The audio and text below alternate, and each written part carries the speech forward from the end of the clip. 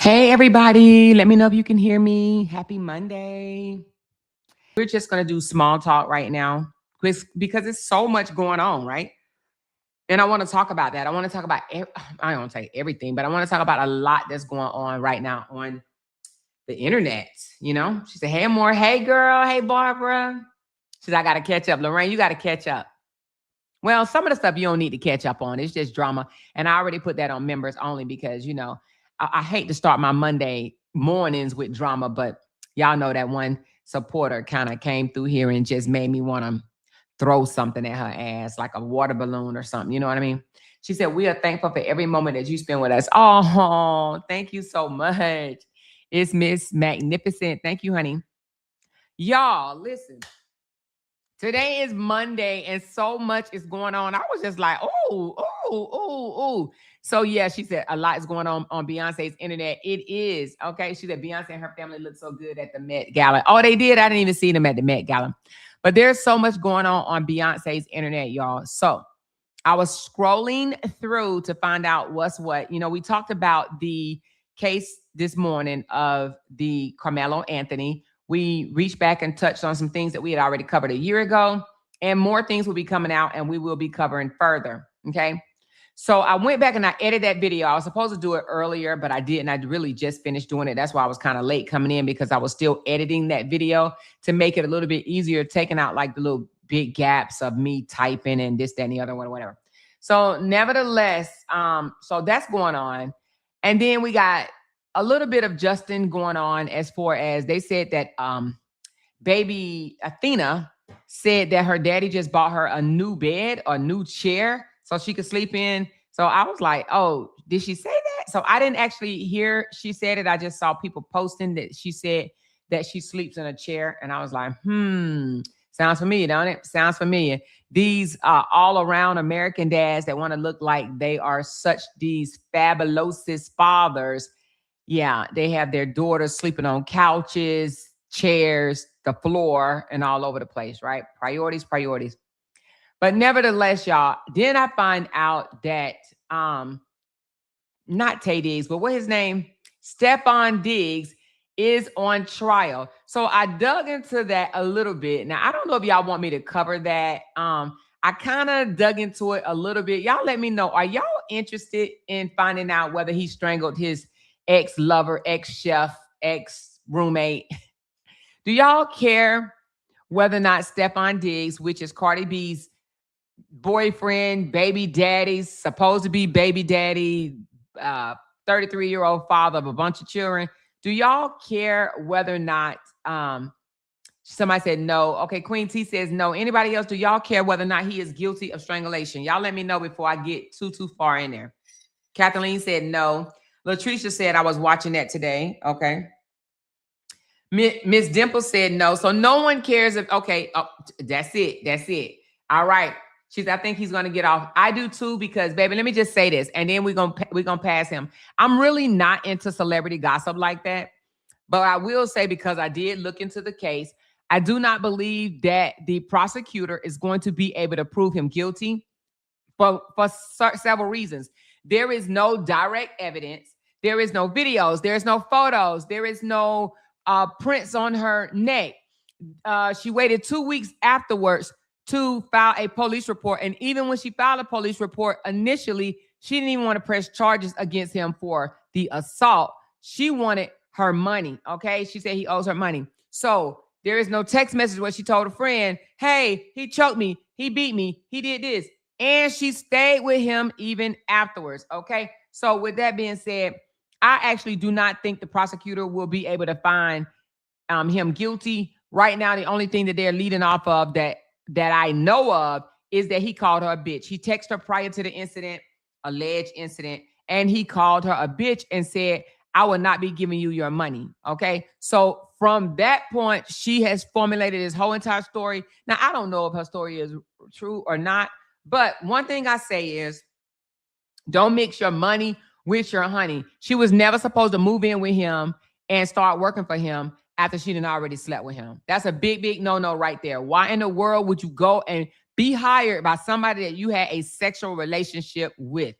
I don't know what's wrong with people. Why y'all do that? Why do y'all do that? Be like, oh, we could just be friends. Everything could just be cool. Yeah, okay, whatever. So she became his chef and she started working for him and cooking his meals 2 or 3 times a day. Apparently, she asked for some more money. He didn't give it to her. She got mad. She went down and said he strangled her, slapped her, and put her in a chokehold. And they have absolutely no proof. But she, like I said, she waited 2 weeks to say something and was still living with him. So anyway, she said, I didn't know they slept together. Yeah, she said the relationship is complicated. Okay. She said it's complicated because they used to have a sexual relationship. All right. Don't mix your money with your honey. Okay. Your money with your honey is a no. All right. She said that girl just mad that Cardi B had a baby. Now, it's funny that you say that girl is mad because I swear that lady looked like his mama. Am I the only one that think this lady looked like his mama? Let's just put the lady up. We're not going to cover the case, so we don't have to worry about that. But I do want to put the lady up just so y'all can see her face because I swear this do not look like a 33-year-old woman.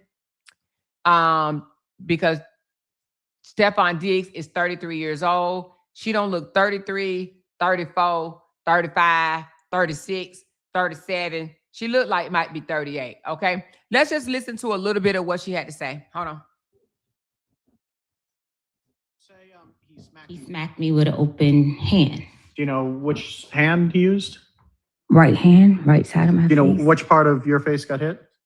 The right side of my face. And then what happened? And then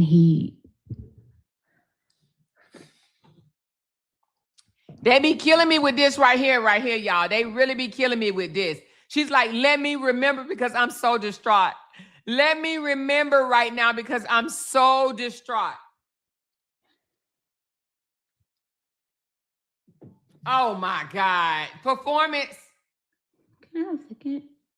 Can I have a second? Listen, y'all. Oh my God. Let's just. Can I have a second? Yes, you can. You can take a minute. So now, mind you, this supposed to have happened in his home, and she still stayed there afterwards, and she didn't go to the cops for 2 weeks. Now, I'm not saying that that's not possible, right? Because maybe she was still crying for those 2 weeks, but she just asked the courts, can she take a second? Because she cannot relive what happened to her in December of last year.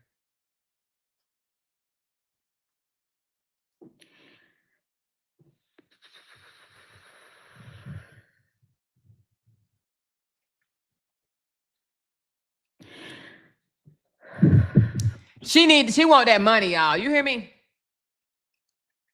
All right. When I went up to push his hand, like block him, block him, he took his arm and he like came around my neck with the crook of his elbow around my neck. And he began to choke me, pressure on my neck with his elbow. When you were asked questions about what happened on December 2nd, you lied. It did not change what happened on December 2nd. It did not change what happened on December 2nd. He choked and slapped me. Ms. Adams, I'm going to try my question again. Because you didn't think it was important. When you asked the questions of Dedham Police Officer Ellis on December 16th, you lied. I did not lie. Okay, so she did lie. That's just a little small clip from AP, Associate Press. That was only 1 minute and 42 seconds. They have already caught her in a lot of lies already, okay, about what happened. Because when she initially reported this, it wasn't about a slap, a choke, nor a strangulation. It wasn't nothing like that, right? It was about, I want my money. So now it's all about that. So y'all already see where it's going. But y'all say y'all don't care nothing about that case. Honestly, I do not believe that he's going to be found guilty. However, you know, that's what it is. So we're going to put him down. Stefon, listen, when you got money, people will lie straight on your name, honey. They want that moolah grande. All right. So the other things that's out here, that's on social media, and I'm really trying to be careful with what I cover because I don't really want to, you know, hop off into the mess. She said, what case is this? This Stefon Diggs and I don't even know the young lady name. Hold on. What is her name? Her name is, well, I just know she's his chef or was his chef, prior chef. What is her name? What is that lady name? I don't know. Hold on. I just know that she was his prior chef, prior lover. I know some of you guys may know her name, but I really didn't try to find out, okay, her name. But I just know it's all over the internet, and Tasha K is definitely covering it because she doesn't like Stefon. But I don't know the young lady name, okay? She said, this reminds me of the Johnny Depp and that crazy woman that shit on his bed. Yeah, it definitely does look like she was trying to make herself cry. She wants to criminally sue him, try to win that so she can sue him civil for money. Exactly. That's what I'm thinking too. She wants it because if she wins, even if she doesn't win, to be honest with you, but if they can kind of put it out there that there was strangulation or any type of physical harm, then she's going to try to turn around and hit him with the civil. So yes, I think that's what it is. She said the defense had to give her a copy of the report. Yeah. They had to give her a copy of the report because she forgot what she put in there. You know what I'm saying? What did I say about that, though? I think I talked about that at least last week sometime. I said, when you lie, you got to remember which version that you told, right? Because as you lie, you keep adding on shit, taking away shit, dividing shit, multiplying, you know what I'm saying, or whatever, and carrying the 2 and the 3 and the 4. So when you lie, the story changes. But when you tell the truth, okay, yeah. So her name is Jamelia Adams, and they call her Milla. Jamila Adams, and they call her Milla. So yeah, thank you so much, Kayshawn. So when you tell a lie, you got to keep switching up the story. It's never the same, okay? So yeah, she got caught in a lot of lies, lot of lies. You know, I would just think like, come on, defense team, or not the defense team, that's the prosecution team. You did not prep your witness. Apparently not. So a lot of the big bloggers are covering this mainly because they do celebrity gossip. But y'all said y'all not interested in Stefon. Y'all want to know how many baby mamas he got. Okay. She said, I mean, she can still file a civil case if she loses the criminal. Yeah, but it's probably least likely that you're absolutely right. Even if she loses the criminal, she can file civil. However, if they catch her in all of these lies already in the criminal, I doubt if she's able to secure anything in the civil case because it sounds like she pulled it out of the air. Now, he did call her a bitch, but that's about all I see so far. She didn't even know she was being recorded by Cardi hairstylist, LOL, after the fight. Oh, baby. So, but let's continue. Somebody asked me last week, where was the case with Ashley Janae and the guy that her fiance or whatever. Well, right now, everything is kind of at a standstill. They did get the body back from Tanzania. And the mama and daddy are kind of like, they're satisfied with that. They never went over to Tanzania. They never really did investigation. I think at this point, I ain't going to say settled, but they are okay with what they're being told. Let me just say it like that. You know what I'm saying? Now, they still may be having an investigator doing some things in the background, but as far as coming forward, I think they've kind of shut down all the little rumors that was coming their way. However, they did get the body back. They got her body back, and they let the guy go. So the guy has not been charged with anything, and it definitely looks like it's just going to go under the radar. It looks like if he did do it, that he's going to get away with it. And we kind of said that in the beginning that, you know, because it was another country and it was a country that he frequents, that it may not be a whole lot able to get done. He's probably already paid them off or whatever the case may be. But they did come back and say there was a camera outside of his, like around his room area, and that there was a camera, and that they did not see him on the camera leave his villa. Okay. So they're pretty much doubling down on, she says, I thought they said he admitted to killing her. No, I definitely didn't hear that. Definitely didn't hear that. Definitely didn't hear that. She said, I thought they were doing the autopsy in America. Yep, they are going to do the autopsy in America. Yep, that's true. Her engagement ring was not on her finger. That is true. They took a ring. Now, that doesn't necessarily mean he took it. You got to understand sometimes, and this is just sometimes when you're in another country, they will steal from you. They will take things from you. Or they may have just taken it and put it in a property bag, like to turn over later or something like that, or for evidence. But yes, her ring was missing off of her finger. Okay. So she said, yeah, but didn't they take his passport so he couldn't leave the country? He's gotten his passport back. He is not being held right now. And I thought they said he fled from out of the state.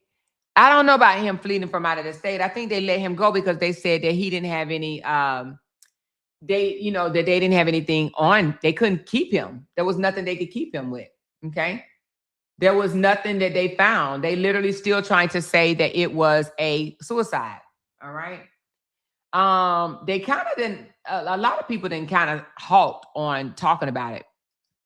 She says, I knew this would turn out like the Shaniqua Robinson case. The family collected the money through GoFundMe and never went anywhere to get answers. Yeah, the same with this. This family did collect money. They raised actually quite a bit of money and they didn't go nowhere. And people were upset about them not going because they were supposed to go and it was supposed to be an investigation. They were supposed to go see their kid's body, Ashley's body.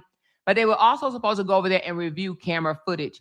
They did not go over there at all. And people were literally pricing out tickets and things and saying, oh, y'all could have went for this amount. Y'all could have went for that amount. You could have taken off work and this and the other. So it was people that was upset, but they did not do any of that. I believe she did off herself because he was a cheater. I never seen either one of those parents shed a tear unless I missed that part.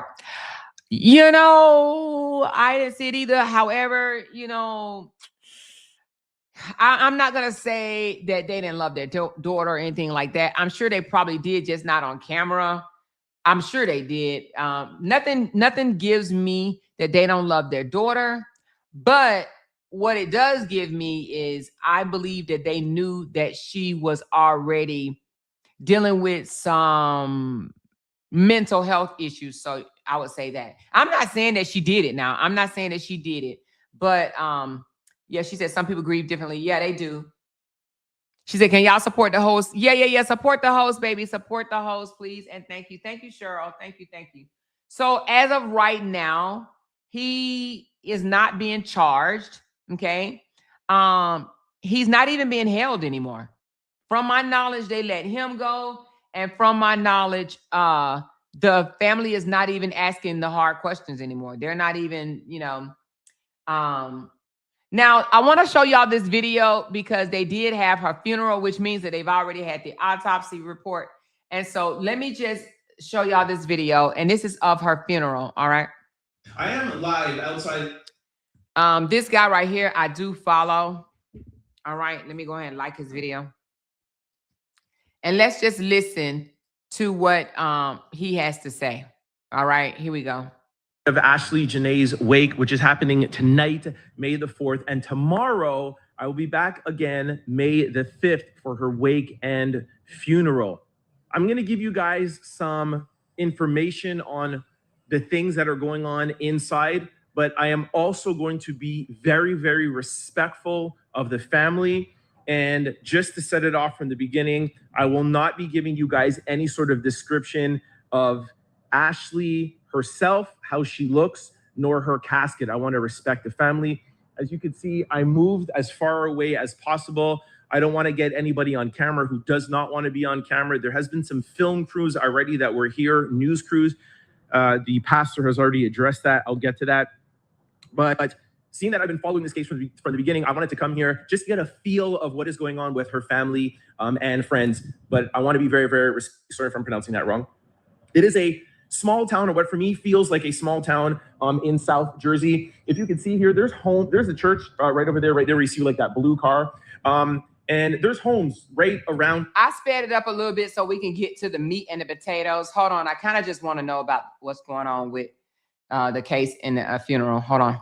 To share Ashley's life and joy with us, the public. But again, no pictures or videos inside. I think that I mean, should be just something that somebody would do over common courtesy. But of course, it's 2026 and everybody wants viral moments. So I can understand why they made that.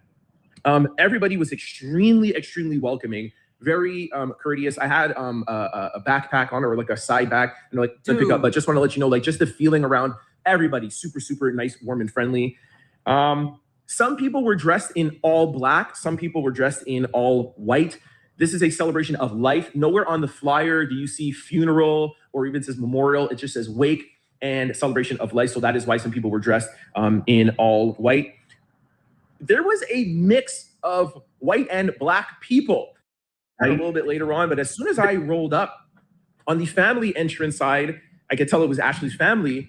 But on the outside, this entrance, there's a big long line and there were a lot of white people. Now, Ashley's mom. Okay, I can't with him, honey. I can't. He do too much.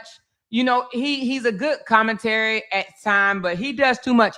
Get to the meat and the damn potatoes. For the life of me, I don't know why some of these bloggers take you around the world and yah before they get to their damn point. So I can't do him. Let me go find somebody else that knows how to get to the meat and the potatoes. Give me a second. That's Trent Out Loud. I like him because he does give good information, but he just talked too damn much for me. So anyway, let's just know that right now the body is back. They're having the funeral. They're having the wake today. They're having a funeral. Nothing new has been developed. That's what we need to know. Nothing new has been developed. We have not found out if the fiance did it. We allege that he was cheating on her. Even after proposing to her, he was cheating on her. But as far as did he unalive her, no one has been able to prove that. Okay. Sherry says, one thing about a lie, you're going to tell it different every time. The truth, you're going to tell it the same way every time. That is true. And I have definitely said that multiple times. So y'all know, baby. Woo, child. Anyway. So, yeah, she said, I thought that was Drake. You crazy. She said she thought it was Drake. It does look like a baby younger Drake. She said, yes, which is why I cannot watch a lot of people's channel. It take them too long to get to the commentary. Yes, it does. Let's spit that shit out. Like I literally be just sitting back saying, spit it out. Talk. Say what's up. And it shouldn't be that way. But yeah, a lot of people do not get to the meat and the potatoes. I want to know what happened. Tell me what the hell happened. What the fuck? So anyway, but they having her funeral tomorrow. But from what I heard, the family is pretty much content with what's going on. If they're not saying a whole lot. Okay. They're not putting out that much more. So it does, in my opinion, look like Ashley's death is going to just be a mystery. People are not going to be able to find out what really happened. And I just don't think at this point, the family wants to continue on. They raise money for the GoFundMe. And I think that they're okay with what's going on. I don't know. What do y'all think? Would y'all be okay? I wouldn't, but that's me. I would have been on that plane quick, fast, in a hurry. But I mean, what could I have done on the plane? I don't, once I got there, talk to some people. But I do think they do have an investigator still on ground. Okay. So I guess they figure, you know what? I'll have my investigator there. So, and that would spare me from having to go there. All right. But I do believe in my heart of hearts that it was a cover up. I do believe something happened and it was cover up. However, they did say on the cameras that they looked and this man did not leave his room at all. Okay. So they are definitely defending him. Okay. She said, I wouldn't be okay, but her family definitely is okay with it. Yeah. Her family is kind of like, just leave us alone. We just want peace and we just want to move on type deal. All right, let's talk about David DV4V for a minute. All right. They are still saying that man is doomed.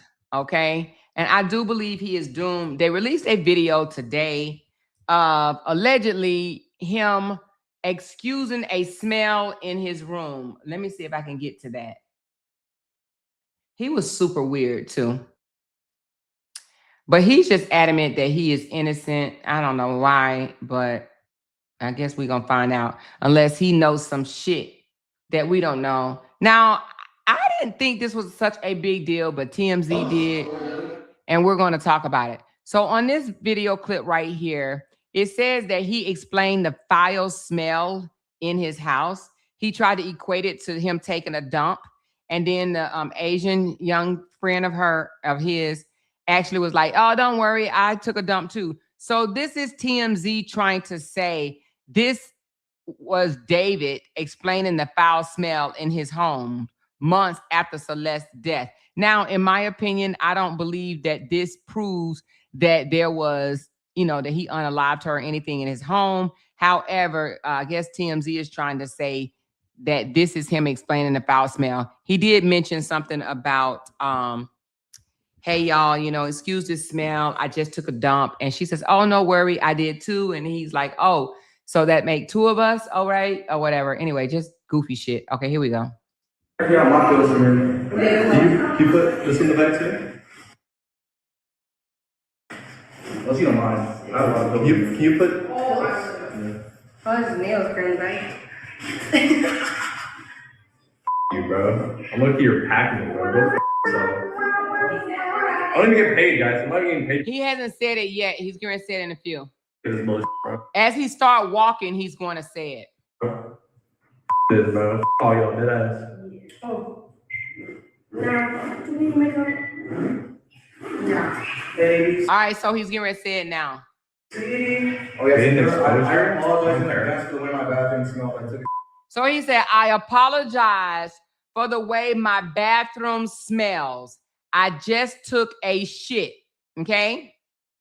So that's TMZ saying this is him explaining the foul odor in his home. This is months after Celeste allegedly was unalived in his home. Okay. So again, he says, I apologize for the way my bathroom smell. I just took a shit, and then the young female gonna say, oh, don't worry, I just did too. And he's like, oh, okay. Then they dap each other up and that's it. That's the way my bathroom smelled. I took a shit. I don't care, I just took his Another one? That's what I'm talking about. Yep.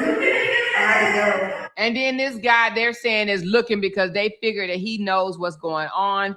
And they're on stream doing this. Apparently they are on Twitch doing this. So he looks like, what the hell? He brought up a smell in his bathroom. So they're saying that the Asian guy, his friend, knows what happened. And he just can't believe that he's mentioning his bathroom at a time like this on live stream. Oh, yeah, I apologize in advance for the way my bathroom smelled. I took a shit. I don't care, I just took his Another one? That's what I'm talking about. Yep. I had to go.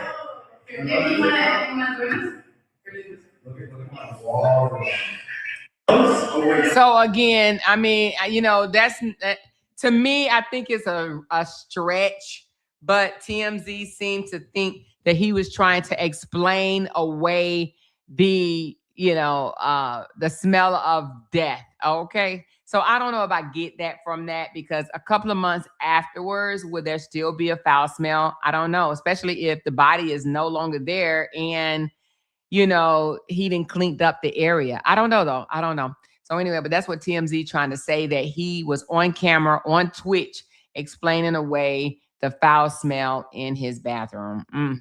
And it was supposed to be of Celeste's body. All right. So with that being said, that case is still going on. They are still fighting, and he is still saying he's innocent. He asked the judge, can he get a haircut? Because, he's looking like more of a murderer with all that damn hair all over his face and his head. The judge agreed that he can clean up a little bit, but she did deny some other things as well. So, yeah, she's not trying to make him very comfortable, but, she just wants to extend, or he, I don't even know who the judge is in this case, but, okay, this one says they all knew it. Oh, they're just saying they all knew that he was dating Celeste. So even if they cannot get, she said TMZ is reaching, they might be reaching. But even if they're not going to be able to find him guilty on murder, which I'm not saying that they won't, because he did purchase chainsaws and, shit like that to cut her body up or whatever. So I do believe that he will be found guilty of even tampering with the body. I don't even know if they have to prove that he did it, but they did prove that he had chainsaws and things like that to cut her up. He ordered that from Amazon and it went straight to his house, and it was from his Amazon account, okay? And then the minor situation, she said, I'm late, but Amor, did you see when somebody called him out on a live stream by saying, are you still talking to that minor? Oh, you talking about when they said that they all knew it? And he said, delete the whole live, delete the whole live, delete this. You talking about that one? I think you're talking about this right here. Hold on one second. Okay, right here is when, this is just a little small clip. I'm only gonna play just a little small portion of it because somebody did, as they were streaming, they did say, are you still dating that minor? Okay, are you still dating that minor? So you gotta listen carefully so you will be able to hear it. Hold on. Let's take a listen to that again.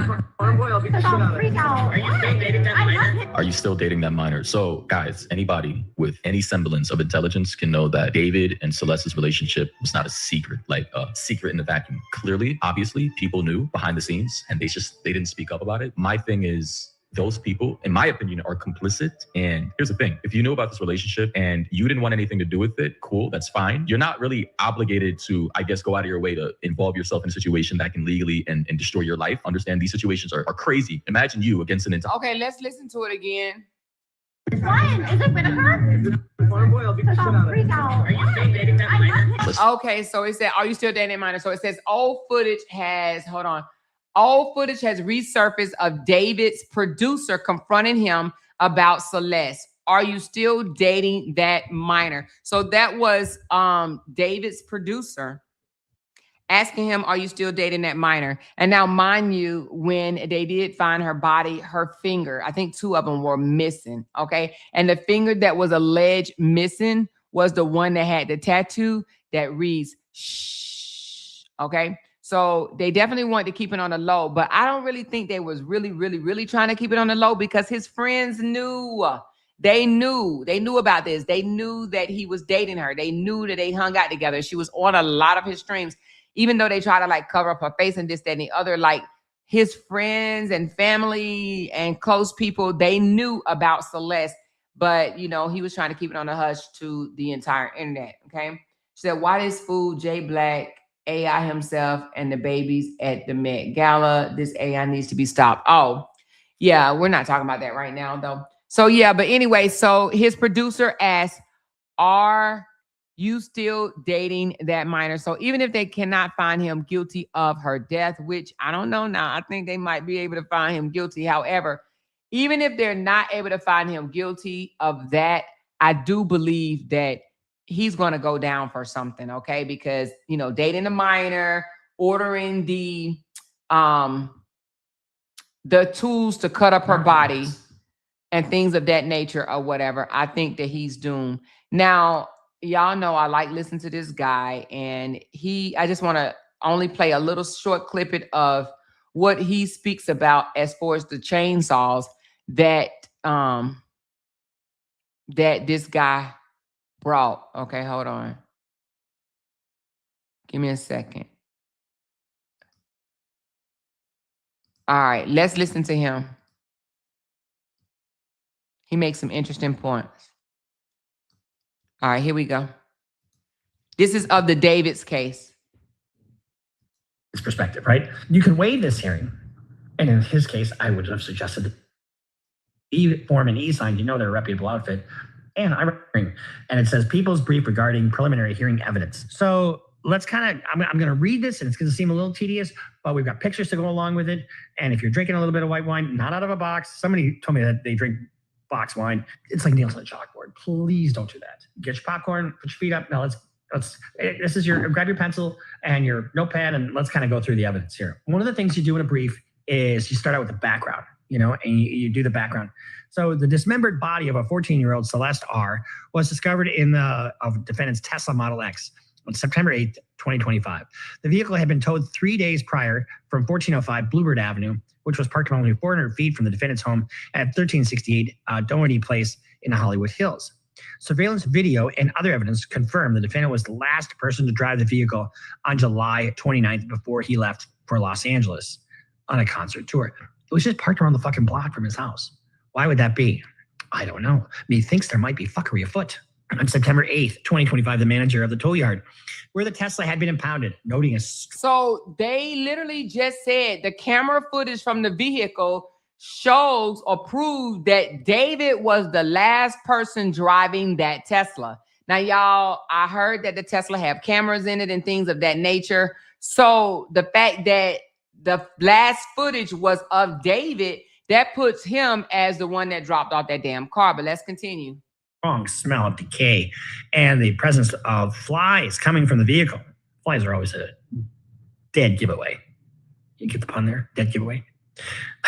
God. Yeah, you know, here's the thing. I'm sorry, but you have to have a little bit of a sense of humor when dealing with this shit because it's so grave. It's so grave. At the tow yard, the LAPD detectives opened the Tesla's front storage compartment and observed a black cadaver bag covered in insects.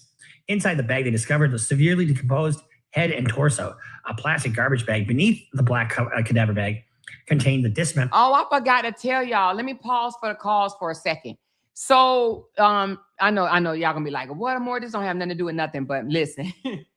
YouTube just told me today that you can now send gifts while I am streaming, y'all. So if somebody would love to send me a gift, like, you know how when you go live through your phone, how you guys are able to throw like little gifts, like flowers, hugs, and finger thingies or whatever, gems, gifts, whatever you want to call them. If somebody would like to do that, that would be great. And I will have to put the comments up here because it will blow up here. So can somebody try it for me just so I can see what it looks like on this screen? Screen. Yeah. All right. Thank y'all in advance. Appreciate you. All right. Okay, let's continue. Arms and legs. However, the victim's ring and pinky finger were missing. Why is ring and pinky finger? God damn, he took the ring and the pinky finger. So he took the ring and the pinky finger. So that's the last two things. Oh, look at it. I saw it. Look, what is it? A guitar. Well, she Hold had on. David tattooed. Did y'all see it? I saw it. It was a guitar. I saw it, y'all. I don't think y'all saw it, though. Oh, I don't know. But I saw it, y'all. I saw the guitar. So who sent that? It was a Fiesta guitar. Thank you. Thank you, Jazz. They just announced that today that, hold on, let me hit reset on this. They just announced today that you can now send gifts, whereas before you were not able to on StreamYard. Well, not StreamYard, but horizontal. So it used to be only the other way if I went straight through my phone, but now I can receive gifts while on live. I see it. But why is it not popping up on the screen? I'm going to have to fix that to where it pops up on the screen. But thank y'all so very much. I appreciate it. So y'all can get them gifts going. And then let me see something. Is it going to tell me who sent them? Yes. So it says Cheryl. Hold on. Cheryl McGriff and Lady TH. They sent the Mother's Day gifts. So thank y'all so very much. Appreciate y'all. All right, let's continue. So she had David written on her ring finger. Okay. Y'all see that right there? David on her ring finger. And then if I'm not mistaken, she had the letters shh on one of her fingers that he chopped off, or somebody chopped off. Let's continue. Oh shoot, hold on. Let me put this back up so I can see the Fiestas. Oh yeah, I see the Fiestas guitar. I wonder why is it not popping up on the screen. Hold on, let me just take this down and see what it do if I do that. Hold on. It's supposed to be popped up right here. Let me see something. Tall, wide, big. Can y'all see that? That's wide.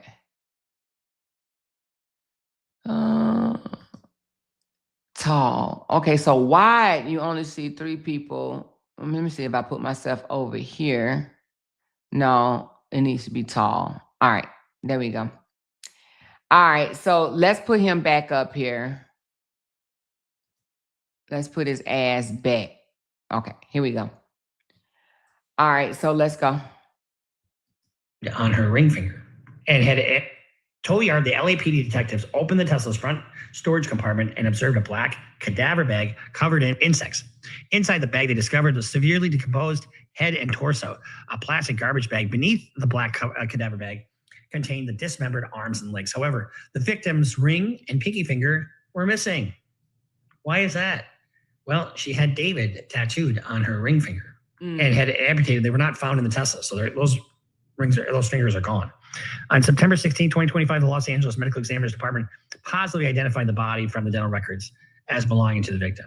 Damn it, why did he take the teeth out too? Pursuant to their investigation, LAPD robbery homicide determined that the victim and the defendant met in January 2022 when she was 11 years old. 11 years old. That's absolutely ridiculous. 11 years old. Like, good Lord. Man, I just don't get it. Like, 11? Where's mom and where's daddy? 11? 11. 11. Disgusting. Unbelievable. They began a sexual relationship in 2023 when she was 13 years old. Now, mind you, mistake of age is never a defense when somebody's under 14 or under 15.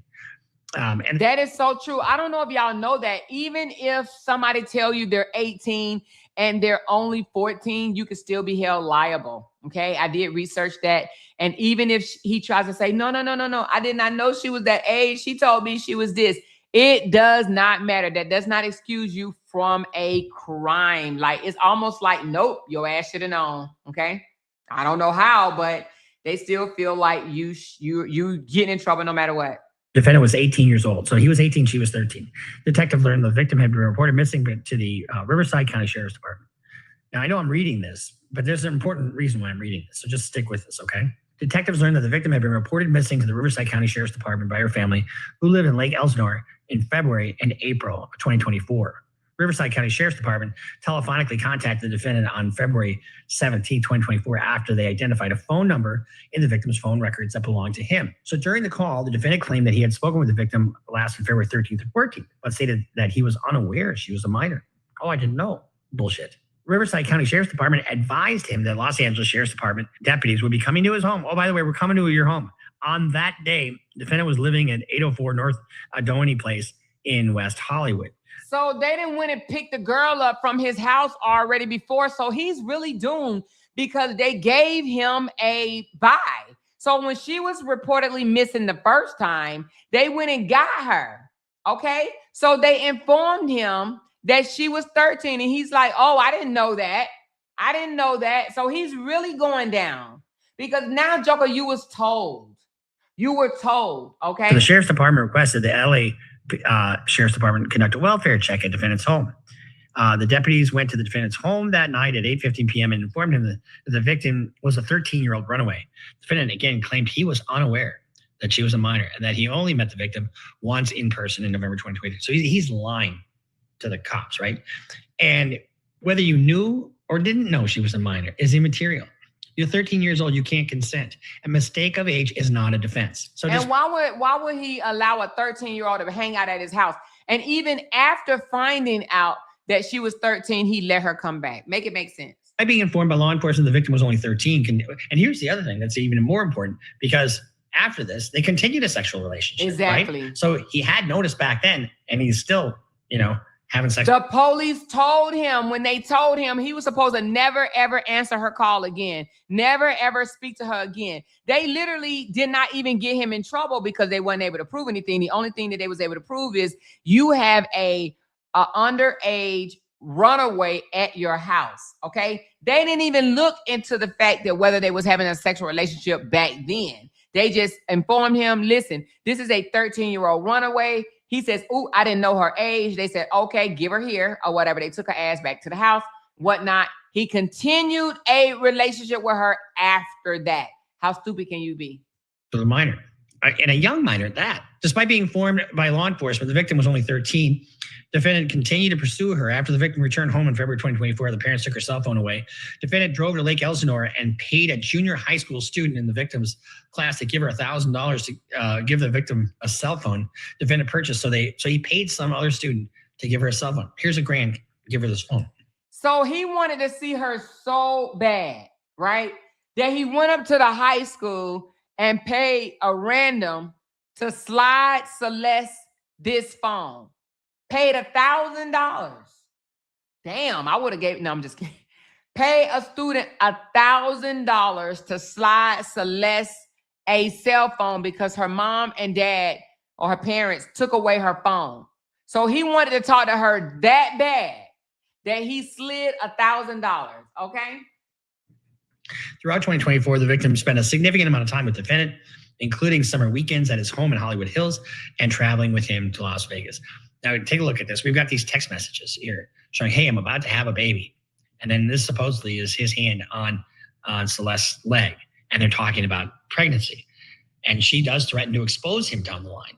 And is that the reason he did this? We'll see. So throughout, we spent a significant amount of time with the defendant, including summer weekends at his home in the Hollywood Hills and traveling with him to Las Vegas, London, and Texas. You know, does she have a passport? How'd she get to London and back? You know, and usually if you're a minor, you have to be with your parents. Text exchanges between the victim and the defendant contain references to sex. Okay, so did you just hear what Bruce says, the attorney Rivers? He said that, you know, they're saying, let's go back a little bit, that he took her to London. And how the hell, I mean, it's grown-up people that ain't never even been to, so it says, the defendant, throughout 2024, the victim spent a significant amount of time with the defendant. So the victim, Celeste, spent a significant amount of time with David, including summer weekends at his home in Hollywood Hills, and traveled with him to Las Vegas, London, and Texas to meet his family. That's where I say, in order for her to go to London, how the hell was she able to get on a plane without her parents, without her guardian, right? Unless they gave consent. That's what I'm thinking. Listen, as a mother, right? At the time I was a single mother, I had to have my ex-husband's, my child's father, consent for my daughter to even get a passport, one, and to leave the country, okay? To leave the country. So who gave the consent? Somebody in the family had to have given the consent for her to fly. So anyway, I'm sure that's going to come out. You know, I'm beginning to believe that either mommy or daddy or both knew about David and was okay with David, whether they thought that he was trying to put her on in the industry or something like that. I'm not sure, but we're going to find out more about the parents' compliance when it came to David, okay? With him to Las Vegas. Now, take a look at this. We've got these text messages here showing, hey, I'm about to have a baby. And then this supposedly is his hand on Celeste's leg. And they're talking about pregnancy. And she does threaten to expose him down the line. And is that the reason he did this? We'll see. So throughout, we spent a significant amount of time with the defendant, including summer weekends at his home in the Hollywood Hills and traveling with him to Las Vegas, London, and Texas. You know, does she have a passport? How'd she get to London and back? You know, and usually if you're a minor, you have to be with your parents. Text exchanges between the victim and the defendant contain references to sex, pregnancy, abortion, and the use of the Plan B emergency contraceptive. There are also explicit photographs documenting and corroborating their sexual relationship, in other words. So I had made a statement about a week ago, and I said, how are they going to prove that they had a sexual, intimate relationship, right? I said, you would normally have to have video footage of them actually getting into it, right? Like getting to it, you know what I'm saying?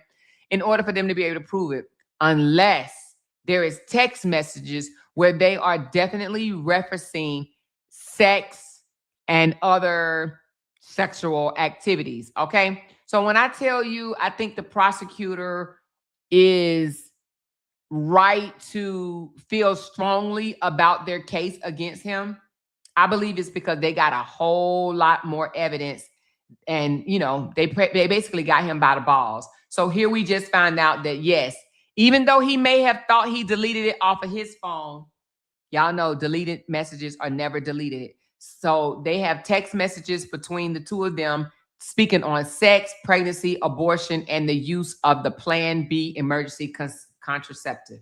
The use of the Plan B emergency contraceptive. There are also explicit photographs documenting and corroborating their sexual relationship, in other words, CASM. You know, and that's illegal. That's, you know, we know what that is, CASM. So with that being said, you know, they said that he had a phone full of CP, right? It may be of her because she was a minor. So a CP, child P, right? So with that being said, I don't know if there was more people, but just her picture alone, if she sent a picture of her, you know, unclothed body to him and he sent up to her, that's CP in his phone, all right? You don't see us in, yeah. Anyway, I didn't know what it stood for either. In November 2024, the defendant and him broke up, although they continued to communicate, and text messages suggest they also continued to have sexual relations. So he if he wasn't on notice back then, he's on notice now. April 23rd, 2025 is likely the date of the victim's death when all of her cell activities ceased. The night prior, April 22nd, 2025, the defendant and the victim engaged in a lengthy argument described in detail in their text messages. I tell you, we all have a digital footprint, you know? The only way. Oh my goodness. Oh my goodness. So what we're finding out, they just said on September the 23rd, all activity with her phone ceased. But the night prior, they had a lengthy argument in their text messages, right? And it said the message revealed the victim's jealousy over the defendant. So Celeste was jealous over David's relationship with other women. And David led her to believe that they had a future together or something like that. Let's continue. Victim engaged in a lengthy argument described in detail in their text messages. I tell you, we all have a digital footprint, you know? The only way your digital footprint doesn't matter is if you're not up to shit.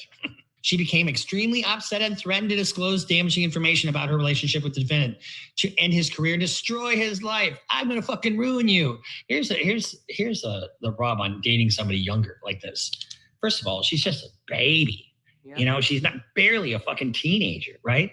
And guess what you have when you're that young? You have your irrational, unmeasured teenager behavior problems. Like, you know, fuck you, no, fuck you, no, fuck you. You know, I mean, you get what I'm saying? I mean, you don't act like a responsible adult. And then you think, oh, well, David loves me. There's just no way he'd be with anybody else. Well, when you're in the music business and you got a hit record coming, guess what? Everybody wants a little piece of that black pole, you know? Well, too fucking bad, you know? I mean, you're not the only one. Now, Bruce know he should be ashamed of himself saying everybody want a piece of that black pole. I don't know what type of attorney he is, but this is funny as hell. No, he is a defense criminal lawyer, okay? A defense lawyer. So he is definitely, he said everybody want a piece of that black pole when you in the music industry, Lord Father. Anyway, let's continue. Sweetie. You know, but here's the problem for David. Somebody like this can really fucking wreak havoc on him, right? I'm going to ruin you. I mean, what better way to have a guy go fucking apeshit on you than to tell him you're going to ruin him? I've had somebody say that to me in the past. And you know what I tell them? Fucking bring it on. Bring it on. I don't give a shit what you say or do, but did I dismember that person? You'll never know. Of course I didn't. I mean, you don't solve your problems that way, David. Or maybe you're innocent. Maybe you're innocent. Maybe all these things are just coincidences. Let's get into these coincidences, shall we? So she became extremely upset and threatened to disclose damaging information about her relationship with the defendant to end his career and destroy his life. Defendant's first studio album was due to be released April 25th. Huh. I'm going to ruin your fucking... Oh, this is motive. So they broke up, but was still having a sexual relationship, right? And, you know, she was still hanging around and whatnot, right? She was still living with him. And, well, I think she was still living with him because how did he lure her and wait? But anyway, apparently they were still living together. She threatened to ruin him. April the 22nd, they had this big-ass argument. April the 23rd was the last cell phone interactions that she ever had on her phone. Any type of activities on her phone was April the 23rd. His album was due to release when? April the 25th. He had to get rid of her before April the 25th. This is crazy. He had an emerging multi-million-dollar career already in progress, and he was about to release his first studio album. He was not about to let a young, emotional, female that's already threatened to ruin him. He was not about to let that happen. You see the timeline? It ain't looking good for old David, boy. So she became extremely upset and threatened to disclose damaging information about her relationship with the defendant to end his career and destroy his life. Defendant's first studio album was due to be released April 25th. I'm going to ruin your fucking album release party. Timing is everything, isn't it? He had an emerging multi-million-dollar career already in progress. Thank you, Blair Burke, for your down payment. That's Blair Burke's. So I guarantee you that money is in Blair Burke's hands right now. He also had multiple product endorsements, which were highly profitable. Blair Burke. At approximately 8:40 p.m. on April 23rd, defendant sent an Uber transport to the victim from her Lake Elsinore home of residence. Guess what?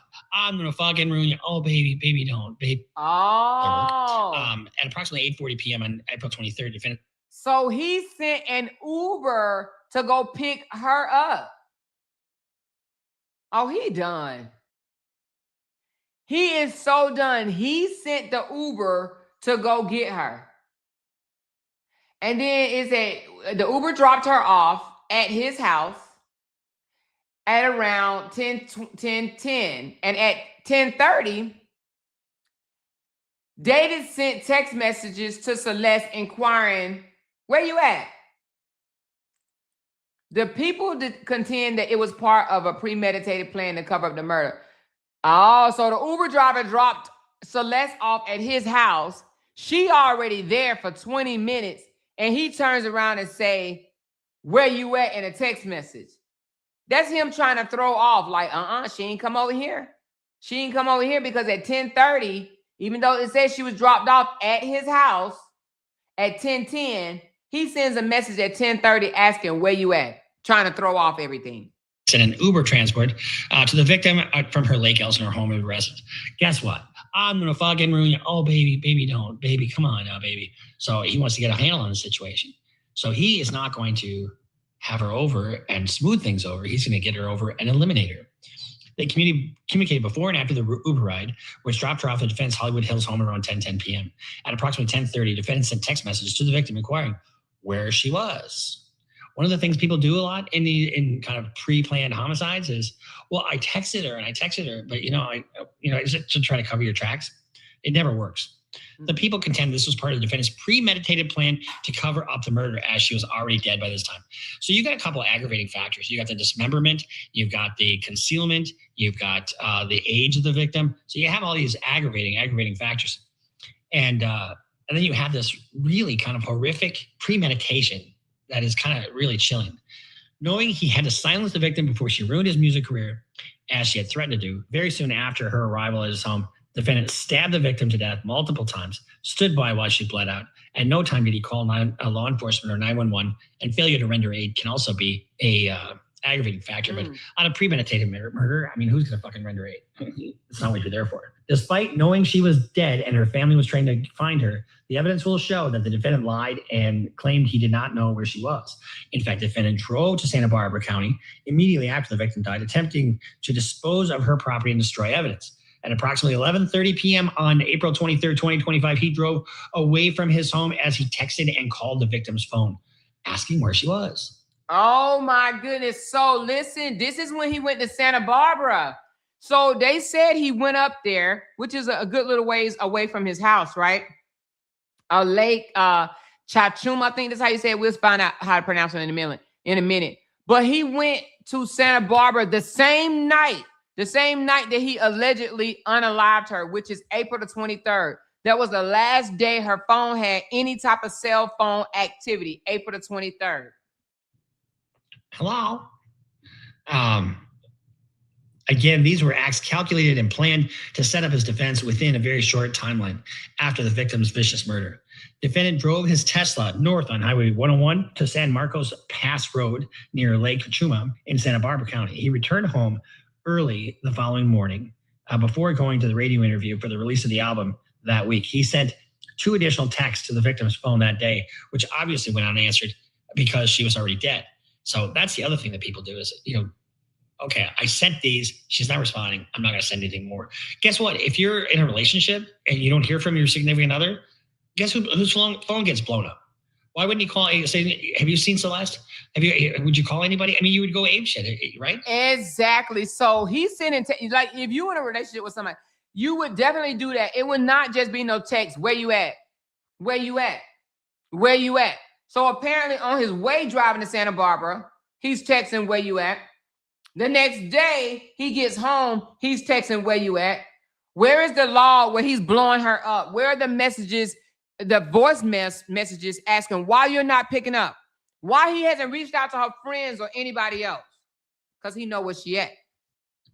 And even if you were broken up, if you couldn't get a hold of somebody like that, you'd still care about him when she's dead. But if you know she's dead, there's no sense in doing that. Exactly. So he returned the following morning, April 24, 2025, before going on the radio interview for the release of his album that week. He sent 2 additional texts to the victim's phone that day, which obviously went unanswered because she was dead, and the defendant never attempted to contact her again. Tellingly, the defendant subsequently purchased tools to carry out his plot to dismember and dispose of the victim's body.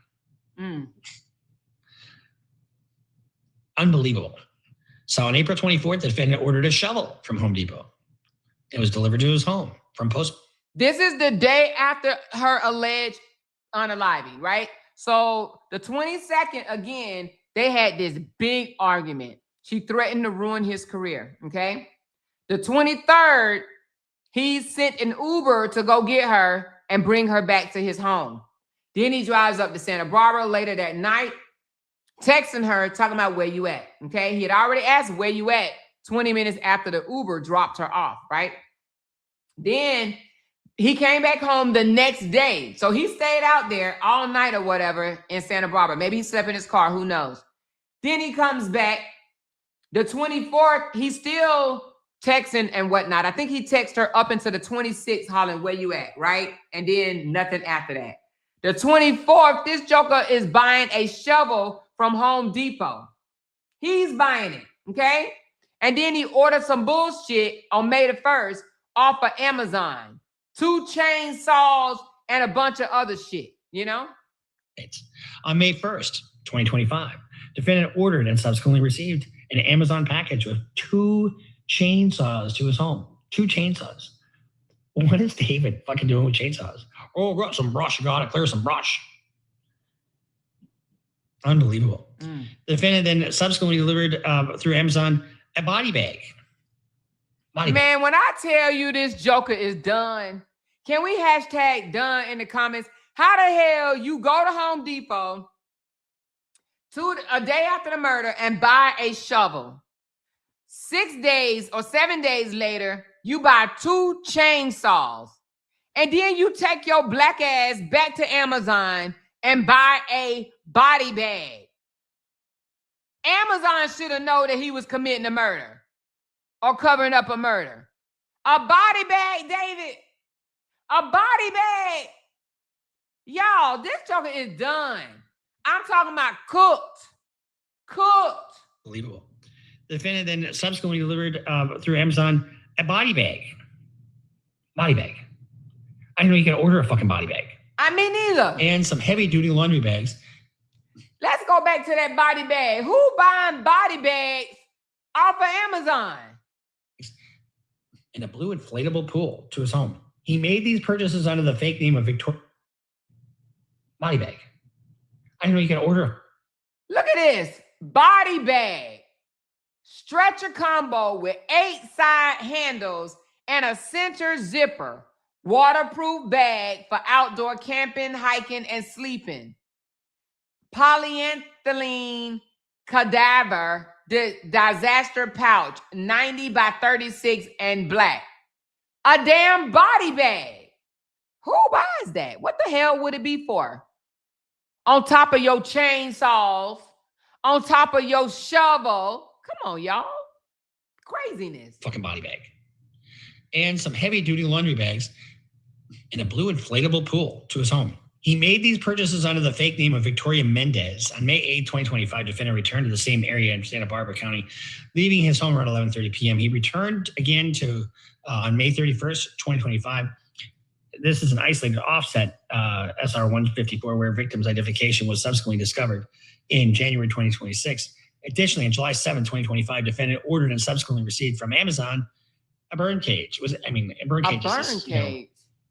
I don't know what he didn't burn her, but was that his plan? To incinerate the body? I don't know. The defendant took horrifying, and so this is all what I'm reading to you right now is coming from the government's brief before the preliminary hearing. Hey, judge, here's kind of a preview of what we think the evidence is going to show. That gives the judge a handle on what's going on. So the defendant took horrifying measures to destroy and discard the victim's body after placing her body in a blue inflatable pool to prevent her blood from spilling onto his garage floor. The defendant used a chainsaw and perhaps other tools to cut off her limbs. Small blue plastic fragments were found embedded in the victim's remains, which were collected by the LA County Medical Examiner Department. And so what they did is they matched these fragments up to the pool that he purchased. An expert was able to make physical match between the blue fragments of the pool, inflatable pool. I'm sick to my stomach because first of all, this guy is 21 years old. And I'm beginning to think that somebody had to be helping him and telling him what to do. Like, how the hell do you think of, you got to buy this, you need to do this, go get this, go get that? Like, how the hell do you plan this shit out in your head at that age? 21 years old. This is crazy. Purchased by the defendant in 2025. In order to distance himself from the victim, he amputated her left ring and pinky fingers because her ring finger contained a tattoo of his name. Her fingers have not been recovered. The defendant then placed her head and torso into the cadaver bag that he purchased. He placed the limbs in the garbage bag, then he deposited them in his front trunk, laying the cadaver bag on top. For several weeks or possibly months, the defendant left the victim's body to decompose, and we all know what happened after that. He gets towed, and then the manager of the tow lot smells, some flies around, and smells like a fucking dead body. Well, if it smells like a dead body, it probably is. So they executed a search warrant on his home, and inside the garage, the detectives discovered evidence consistent with the dismemberment of the victim's body in the inflatable pool, which contained multiple linear cuts. Several biological samples, which tested positive for blood, were collected within the garage. So apparently he chopped up her body, and I know this is graphic, in a pool that he also purchased from Amazon. But who would think to do something like that? Who? This is crazy to me. And then he left the fucking pool at his house? Oh, jeez. So he put her in this small pool and cut her up in there. And why wouldn't he get rid of the pool? I don't know. Unbelievable. So we photographed depicting the victim naked, as well as she was engaged with the defendant's sexual activity when she was 13. So they got CSAM, child sexual abuse material. That's what we're talking about here. And oh my God. So he has pictures of her unclothed body in his phone. Now, the only reason why I'm saying that because, if we have daughters, we already know what our young daughter's unclothed body looked like at 11, 12, and 13 years old. What the hell? How in the hell can you be turned on? Y'all. All right, let's just continue. Lord, Father. So the photographs themselves will not be presented. While all possible charges that could be proven were not filed, the CSAM is proof of their ongoing sexual relationship while the victim was 13 and 14. So this is a murder case. This is not a child case involving pornography. Okay, it's not that kind of case. But it certainly could be.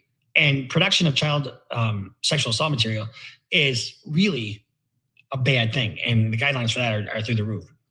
So then we got numerous text messages between the defendant and the victim, evidencing their sexual relationship, pregnancy, abortion, and the use of Plan B contraception.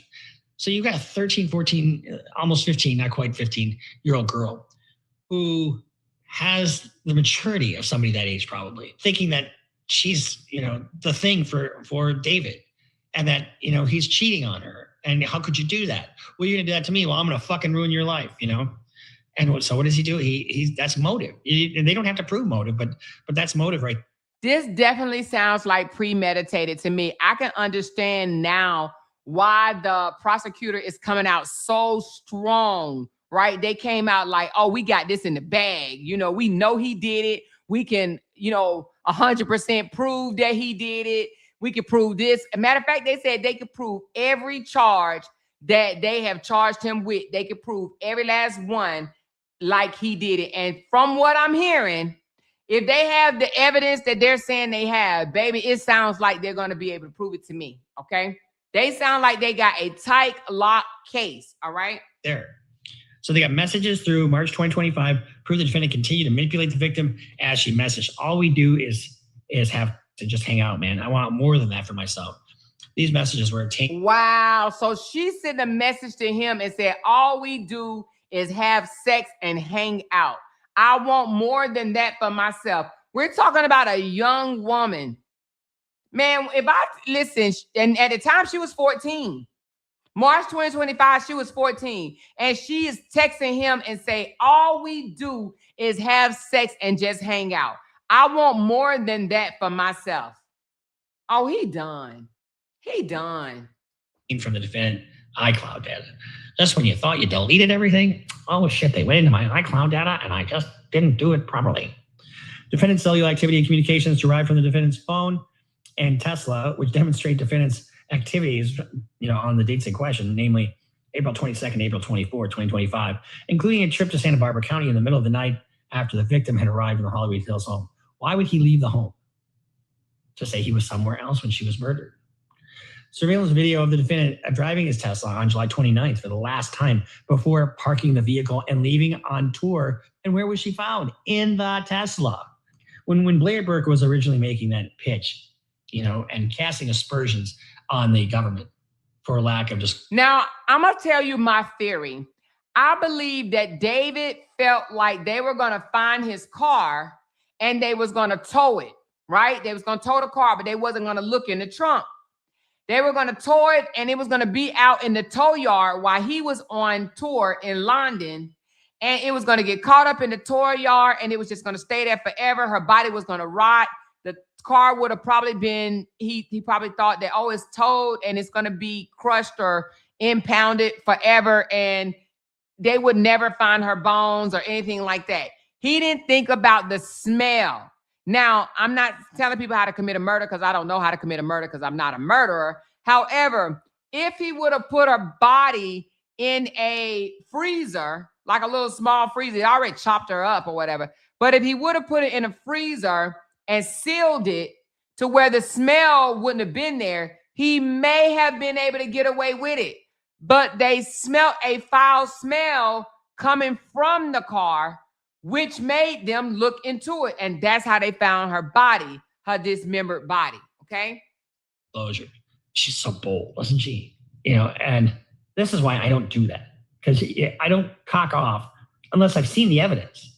Your Honor, I've seen all the evidence in this case. And it is not what the government is intending to prove here. Blah, blah, blah. Sure, you can do that. This is all for the cameras. Blair Burke, God rest her soul. I didn't mean to say that. God bless her soul. Is trying to be the best advocate for her client she can be, and I get that. And this is all for the cameras. It's just being tough. It's sounding tough, and you look like a tough lawyer when you do that. But guess what? When you read the rest of this shit, now they're bitching about, okay, we want all the evidence, but we don't want anybody else to know about it. They're saying it's this brief that was filed. It was one-sided. Well, you know what? Guess what? The one side of the prosecution is. So that was one of the prosecutors. Let's see what she said. Hold on. She said the defense made it clear they want people to think they're about to expose the lack of evidence and make this nonsense go away so David can get back to the studio. Then the prosecutor wrote a brief about the evidence and defense called it one-sided and asked for it to be sealed. So I guess this must be one of the lawyers or one of the prosecutors that's and I didn't know they could do that. Could they tweet things about the case? But maybe they can. But nevertheless, so first she tried to say, the defense attorney trying to say that it was a lack of evidence. And then when they wrote out all these evidence they have, this, exhibit A, B, C, D, E, F, G, H, I, J, K, L, M, N, O, P, Q, R, S, T, U, V, right? They got so many evidence. And now the defense is saying it's one-sided, meaning that y'all don't have David's side. I want these evidence sealed. No, I don't think the judge allowed it, okay? And the reason being because look at all the evidence. No, you can't seal this. First, you said it was a lack of evidence. And when they showed you all the evidence they have, now you want to seal? Nah, that's not how things work. Guess what the one side of the prosecution is? An advocate for the prosecution. They're trying to put her client away. Your Honor, I object to all these facts. They seem to be hurting my case. Give me a break. And DNA evidence developed from blood stains collected from the defendant's garage, which matched the victim's genetic profile. That's one of the reasons this took so long. Because when you have a big county like LA County, you don't think they have a lot of homicides? You don't think their lab takes fucking forever to get DNA? And unless you're set for trial, you're probably not going to get it really quickly. Proof of defendant's Amazon purchases delivered to his residence, including 2 chainsaws, a body bag, inflatable pool, heavy-duty laundry bags, and a bird cage. Sounds like a murder kit to me. Unbelievable. Proof of defendant's purchase and delivery of Postmates a shovel from Home Depot. Sounds like he didn't exactly know how he was going to take care of her. Uber records showing the defendant's transaction where he ordered an Uber to pick up the victim from Lake Elsinore home and transport her to his residence the night of April 23rd. She's there. She's fucking there. Mm-hmm. Proof of defendant's lucrative career as a singer and songwriter prior to April 23rd. Defendant had an album release party, romantic homicide, the night of April 24th, 2025, before embarking on an internet. So this joker allegedly, let's go back a little bit, have a heated argument with Celeste on the 22nd of April. 23rd, he sent an Uber driver to come pick her up, bring her to his home. That's when he allegedly got rid of her body. You know, not got rid of her, but unalived her. Her body is still in his home. However, on April the 24th, this joker, David, has a release party. Now, what I don't know if it's at his house or did he attend it. It said defendant had an album release party on the night of April the 24th before embarking on an international tour in late July of 2025. So April the 24th, I don't know if he went to a party or he had one at his home. Okay, let's find out. National tour in late 2025. Text message exchanges between the defendant and the victim on April 22nd and 23rd, where the victim threatened to expose the defendant and destroy his career. Mm. He done. Tell me how you explain this all as, I mean, was it his manager? Oh, that's what it was. Yeah, that's the ticket. It was his manager. The manager did all this.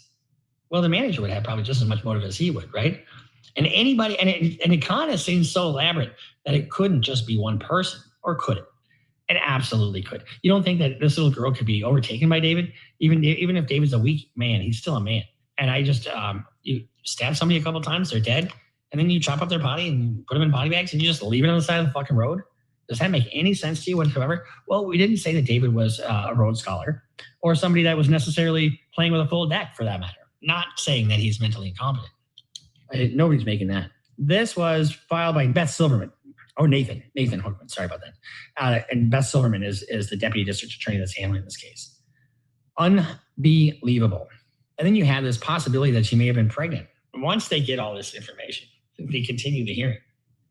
So it actually revealed that she was not pregnant. So they did do an autopsy on her after they pieced her body all back together that he dismembered. They found out that she was not pregnant, okay? Now, but because her body did kind of rot a little while, it was so decomposed, I don't know if they could 100% find out. However, they did come out and say that she was not pregnant. So she could have just been saying, I'm pregnant, or she could have she could have lost the baby days prior. Months prior or so, but she was not pregnant. Now, I don't for the life of me know why they would want one of these hearings. You know, if you're worried about a public image, you need to look like you're fighting. Mark my words, they're going to waive the preliminary hearing. They don't want a record of all this shit that I just read to you. Why would they want that? I mean, all they have to do is establish probable cause, and they have it, even though it's circumstantial. What do I mean by circumstantial? It means that nobody actually saw him do this. You take the situation, another way to look at circumstantial evidence is you look at it like situational evidence. Look at the situation, look at the totality of the circumstances. I'll give you an idea of, so when I was going up to do a closing argument once, and I was nervous. It was a criminal sexual conduct case. My client was a guy, and the victim was his daughter's friend. And North Carolina, my father was a tobacco, and all I have are blueberry crumbles. And here's the dangers that can happen, But these circumstances are really fucking bad, because if he didn't do this, who the hell did? He's the one that supplies the Uber. He's the one that tells her to come to me. He's the one, that is texting her after she's dead, probably knowing that she's dead. He's the one that's ordering, the body bag, the chainsaws, the pool, and it is his house. And not only is it his house, it's his car. And he's the last one seen. And there's a video of him. Everything points to David. No manager, no friend, no neighbor, no family member, David. Everything points to David. April 22nd, argument. April 23rd, Uber. April 23rd, where you at? Where you at? Where you at? April 23rd, drive to Santa Barbara. April 24th, come back home. April 24th, buy a shovel from Home Depot. April 24th, have a party for his album release. April 25th, I don't know what happened April 25th, but May the 1st, buy a chainsaw, 2 of them, a body bag, and some more bullshit. Okay? That's April, May. July, drive the damn car to the little drop-off spot and take off for tour. Damn. Being the last one to drive that car. What does that tell you? And here's the thing, for the preliminary hearing, all they need to establish is probable cause, which is the lowest standard in our judicial system. Slightly more true than not true. 50.01%. And here's the thing that the judge doesn't really do. The judge doesn't really weigh the credibility of witnesses. They take what people are saying as true, generally speaking. To get a case kicked out at the preliminary, saying there's no probable cause. If they do wind up having a preliminary hearing, Blair Burke is going to say, there is no evidence that he placed that order, that he did this, he did this, he did this. It's all circumstantial. It could have just as well been his manager. She's not going to do that, I guarantee you. Because if she does that, these people that hire her, the agencies and, nobody was going to stand for that. If this was my case, I'd lay in the weeds a little bit more. One of the things that people use a preliminary hearing for is to get discovery and do a little questioning of witnesses. You're not going to get kicked out at the preliminary for lack of probable cause, because there's plenty of probable cause here. I would probably waive the preliminary hearing. We don't have them here in Minnesota, so I'm not really used to doing them. We get them sometimes in federal court, and I've done them in federal court, and I've never won one, quite honestly. So the defense team is the one that's asking for the preliminary hearing because she wants to say the state does not have probable cause because they lack evidence. When the state laid out all of these evidence that they have against him, because you got to understand, they investigated this case for 8 months while David was free. David should have freaking jumped in the river by then, okay? From the time he did this until now, he probably should have jumped in the river somewhere and swam away from here. But nevertheless, 8 months he was free. 8 months they investigated. They got so much evidence. So once she finds out they have all of these evidence, now she wants it suppressed. She doesn't want it to be seen in the public, but the judge says, no, we're going to allow it to be seen, right? So now she wants a preliminary hearing to say that they don't have probable cause. They just arresting him off of speculation. The prosecution is like, bring it on then. Bring it on. We will give you your preliminary hearing. Bring it on. I'm telling you, you're not going to like what happens, okay? So right now, attorney Bruce Rivers is basically saying, if it was him, he would waive the preliminary hearing because basically you're going to have a lot more discovery and witness statements come forward. So more people are about to find out how gross and how disgusting this thing really was, okay? And the defense attorney does not want that. So that's why he's saying that she's probably going to say, yeah, you know what? We changed our mind. We don't want the preliminary hearing, okay? Because usually they have so much overwhelming evidence. I take that back. I was going to have one, and the prosecutor says, look, don't go after my cop. This is sensitive. I'm going to dump this after this hearing. So I laid up. I didn't do what I was going to do. And he wound up dismissing the case because it just was a bad stop, really. And the prosecutor doesn't like to lose. So if he dismisses it, he didn't really lose, right? So they haven't really gone for the death penalty since 2006, or no one's been executed since 2006, to put it that way. If there's ever a death penalty case, this is probably one of the best qualified candidates for it. You've got Wow. So Bruce Rivers just said, if any case qualifies for the death penalty, this is definitely one of them. Damn, y'all. This Joker 21 years old. 21 years old. And he is facing the death penalty. Premeditation, you've got dismemberment, you've got covering it up after the fact, you've got all kinds of aggravating factors. So I'd be shocked if they didn't go for the death penalty in this case. Now, Blair might, in her infinite wisdom, say, you're fucked, and we're not going to take the rest of your money. And, oh, she won't do that. There's no way she won't do that. Fuck that. What am I saying? She's going to take the rest of his money. She'll take as much. So he was really trying to say that he think the defense attorney is not, she's just going to quit. She's going to be like, nah, I can't take the rest of your money because your ass going to lose. And I'm just going to quit on you. And then he stopped and said, no, hell no, she's going to take his money. She's going to take his money. But I don't know, as a defense attorney, if I seen all of these evidence, yeah, I think I may throw the towel in too. I don't know though, you know? We need to write this brief. We need to write that brief. We need to do this. We need to investigate, blah, blah, blah, blah, blah, blah. And it'll be all for nothing, to be quite honestly, because they got the goods here. This is so bad. This is so fucking bad. And keep in mind, he's innocent until proven guilty. Where? Oh, in a court of law. We're in the court of Bruce right here. So we can make whatever. So Attorney Bruce is saying, and he is a defense criminal lawyer. He's basically saying, David is cooked. They got him, y'all. It's so much evidence against him that there ain't no way he's going to be able to convince a jury that he did not commit this murder. Like he is cooked. That defense attorney will have to pull a rabbit out of the hat in order for him to get off. And I don't see it unless somebody come forward and say, I did all of this. I ordered all of these things, because it was ordered in a different name, but it went to his house. It went to his house. Listen, he cooked, y'all. I'm sorry. He is cooked. Statements we want about it. And this is just opinion evidence. And, it is what it is. Maybe something will shine through during Blair Burke's investigation to show that there's no way he could have done this. I hope that's the case. Who wants David to go away forever? I do. No, I don't. But, we'll just have to see. We'll follow this case to its logical conclusion. May 26th is now the rescheduled preliminary hearing. I would be shocked.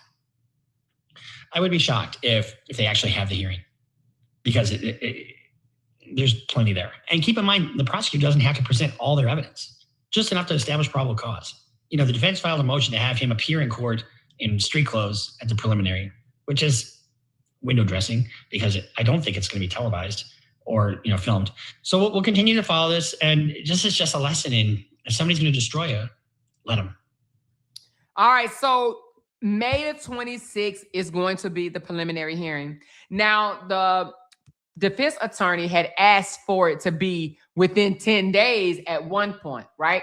So they done backed off of that, because we know 10 days has already passed.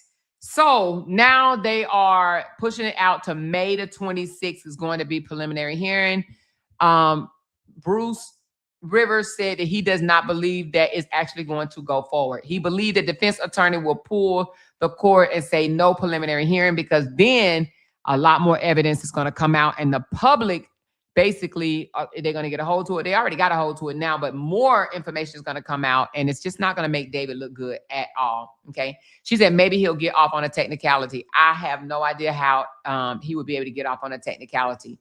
I mean, right now, like, oh my God, everything is pointing David house, David car, David texting her, David Uber driver account, David having things delivered to his home.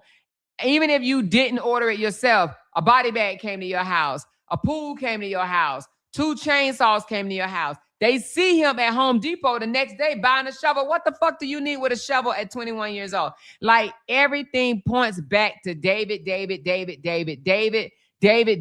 then just days prior, Celeste is threatening him. I'm going to ruin your career.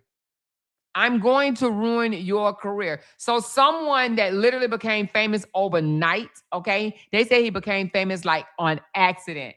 When you go from not having no money to where you got all these people offering you all type of brand deals and this, that, and the other, and you go from being broke to bam, you just had a life-changing experience for you and your entire family. You're not letting nobody come between that, all right?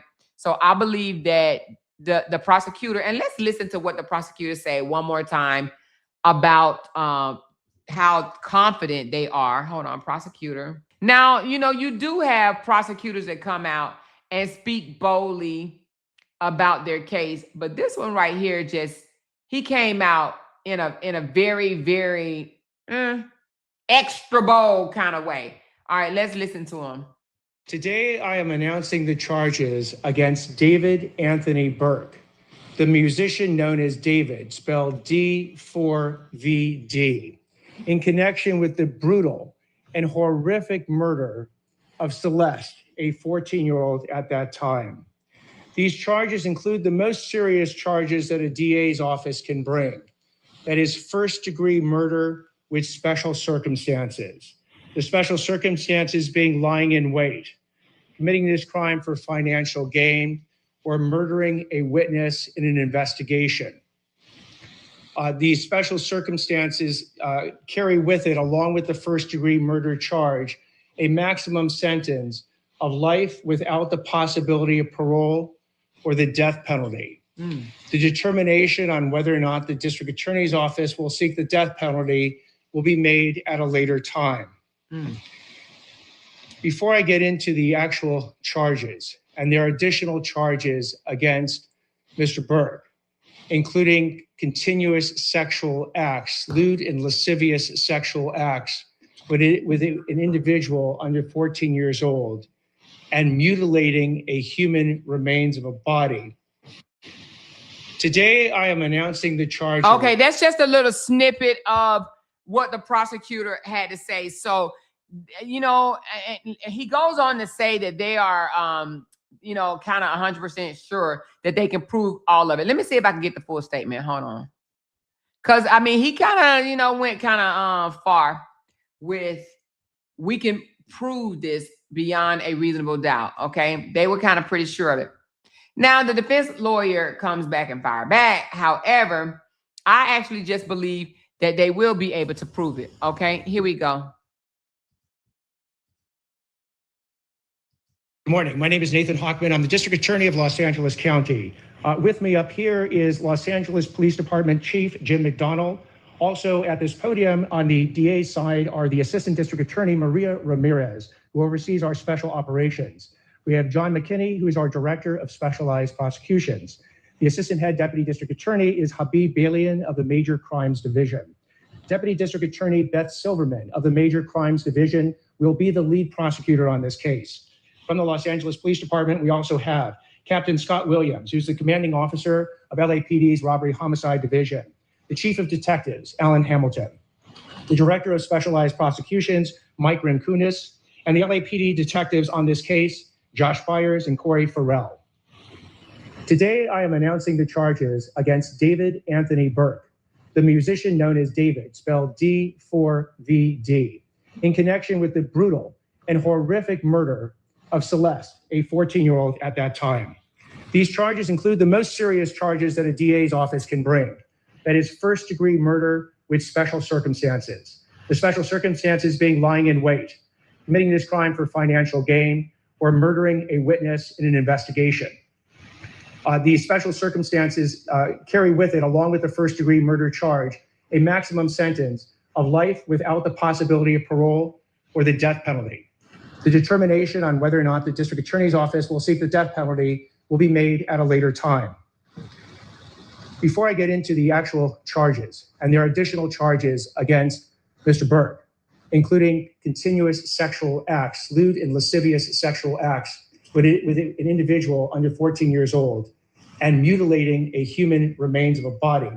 Before I get into the description of these charges and their seriousness, I want to look at this as a parent. I am a parent of 3 children, and a parent's nightmare is a situation where your daughter goes out one night and never comes back.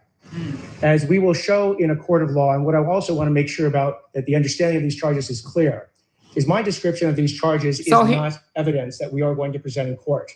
These charges, in fact, will not be evidence in the court.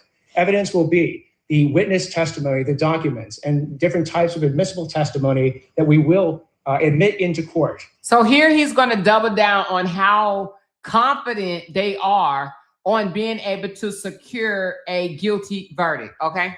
In the prosecution, and if it leads to the eventual trial of Mr. Berg, to convince a jury of 12 people beyond a reasonable doubt that each and every one of these charges is true, as well as the special allegations and circumstances that have been alleged. Now, back to this being a parent's nightmare.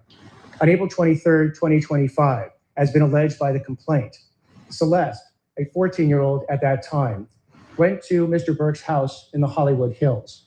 She was never heard from again. On September 8th, 2025, as alleged in the complaint, Miss Celeste remains, her dismembered and decomposed. So 5 months, you guys, 5 months being in that car, okay? Round or about. 5 months being in a car, body rottening in a car or wherever the hell he stored it at that time. 5 freaking months from April the 23rd to September the 8th. Remains were found in 2 bags inside of a front trunk of a car registered to Mr. Berg. Thereafter began an investigation. The investigation was to determine who killed, who murdered Celeste months and months before. That investigation was carried out in unison and in partnership between the LAPD's Robbery Homicide Division and the District Attorney's Office. At every point in the investigation, through the arrest and the filing of charges, the LAPD and the District Attorney's Office have worked in lockstep. There's been no disagreements amongst these entities in deciding how to proceed with this case, ultimately leading to these charges today. So what you have as well with these charges is that, again, there are 3 sets of charges that have been brought. The first-degree murder with special circumstances. And again, those special circumstances are lying in wait. That Celeste went to Mr. Berg's home on the night of April 23rd, 2025, as alleged in the complaint, at his invitation, and again, was not heard from again. The second is a special circumstance being that this murder was committed for financial gain. As the evidence will show in court, the financial gain was for Mr. Berg to maintain his very lucrative musical career that Celeste was threatening on that particular night. The third charge, in addition to lying in wait and for financial gain, is murdering a witness to an investigation. In this particular case, as the evidence will come out in court, the witness to the investigation was Celeste. And now, hold on. Investigation was into the lewd and lascivious sexual acts committed by Mr. Berg. It is the subject of count 2 of this complaint. Now, I don't know about that charge right there, okay? I did not know that he was already under investigation. And if he wasn't, they may try to fight that, right? And say he was not under an investigation at that time, okay? Or was he? Or was he under investigation for having lewd and sexual activities with her already? We don't know that. That would have to come out if, in fact, that he was already under investigation. With Celeste while she was under 14 years old. I had the chance to meet with some of the family members of Celeste, and their grief is incalculable as to what happened to their daughter. What they have demanded, what we have assured them that the District Attorney's Office working with LAPD would give them is the proof beyond a reasonable doubt on who killed their daughter, on how their daughter was killed, when their daughter was killed, and bring that killer to justice. That killer that we have now charged is David Anthony Berg. We will have questions. They're so confident with this, literally. And y'all, I just have to agree with the prosecutor on this one. I do believe that he is the killer. I do believe, I mean, more information will have to come out, but for right now, what they have is strong evidence, After I speak and Chief McDonald speaks, at this point, I invite Chief McDonald to speak. Thank you very much. Good morning, and thank you all for being here. I want to begin by expressing my deepest condolences to the parents of Celeste Rivas. No parent or any human being should have to endure what you've gone through. Today, alongside DA Hockman and our partners at the LA County District Attorney's Office, and thanks to the tireless and hard work of our investigators at the LAPD, we're announcing the arrest and prosecution of David Burke for the murder of 14-year-old Celeste Rivas. Throughout the 7-month investigation, this department has faced criticism for how we handled the case and for our decision not to provide details. I want to be clear about something. My duty is not to fuel speculation, it's to deliver justice, and that requires patience and discipline on everybody's part. This investigation was driven by a single purpose: to secure justice for Celeste Rivas and for those who loved her. We had to be certain that nothing we did or said would ever jeopardize this case. Ms. Rivas was a reported runaway from Riverside County. During the course of our investigation, detectives learned that she had been involved in a sexual relationship with Mr. Burke when she was a minor and he was an adult. On April 23rd, 2025, Ms. Rivas arrived at Mr. Burke's home in the Hollywood Hills. That's the last time she was known to be alive. So it does sound like, or it appears that they were already investigating him for being in a sexual relationship with Celeste. That's what is coming off to me. He was already under investigation for that, all right? Now, did he know that? Maybe not.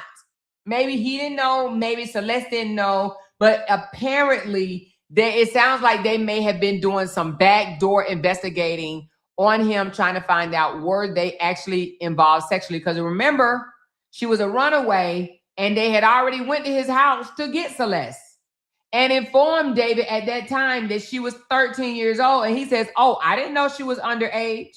So the investigation may have started from there. They may have like, wait a minute, why the hell a 13-year-old is over an 18-year-old celebrity's house? So they probably was already investigating him from that moment. On September 8th, 2025, Ms. Rivas' dismembered and badly decomposed body was discovered in the front trunk of Mr. Burke's impounded Tesla. From that moment forward, our investigators faced an extraordinary, difficult, and complex case. The condition of her remains delayed the medical examiner's ability to be able to determine cause of death. The substantial amount of time that passed between her death and the discovery meant that crucial evidence had degraded or disappeared.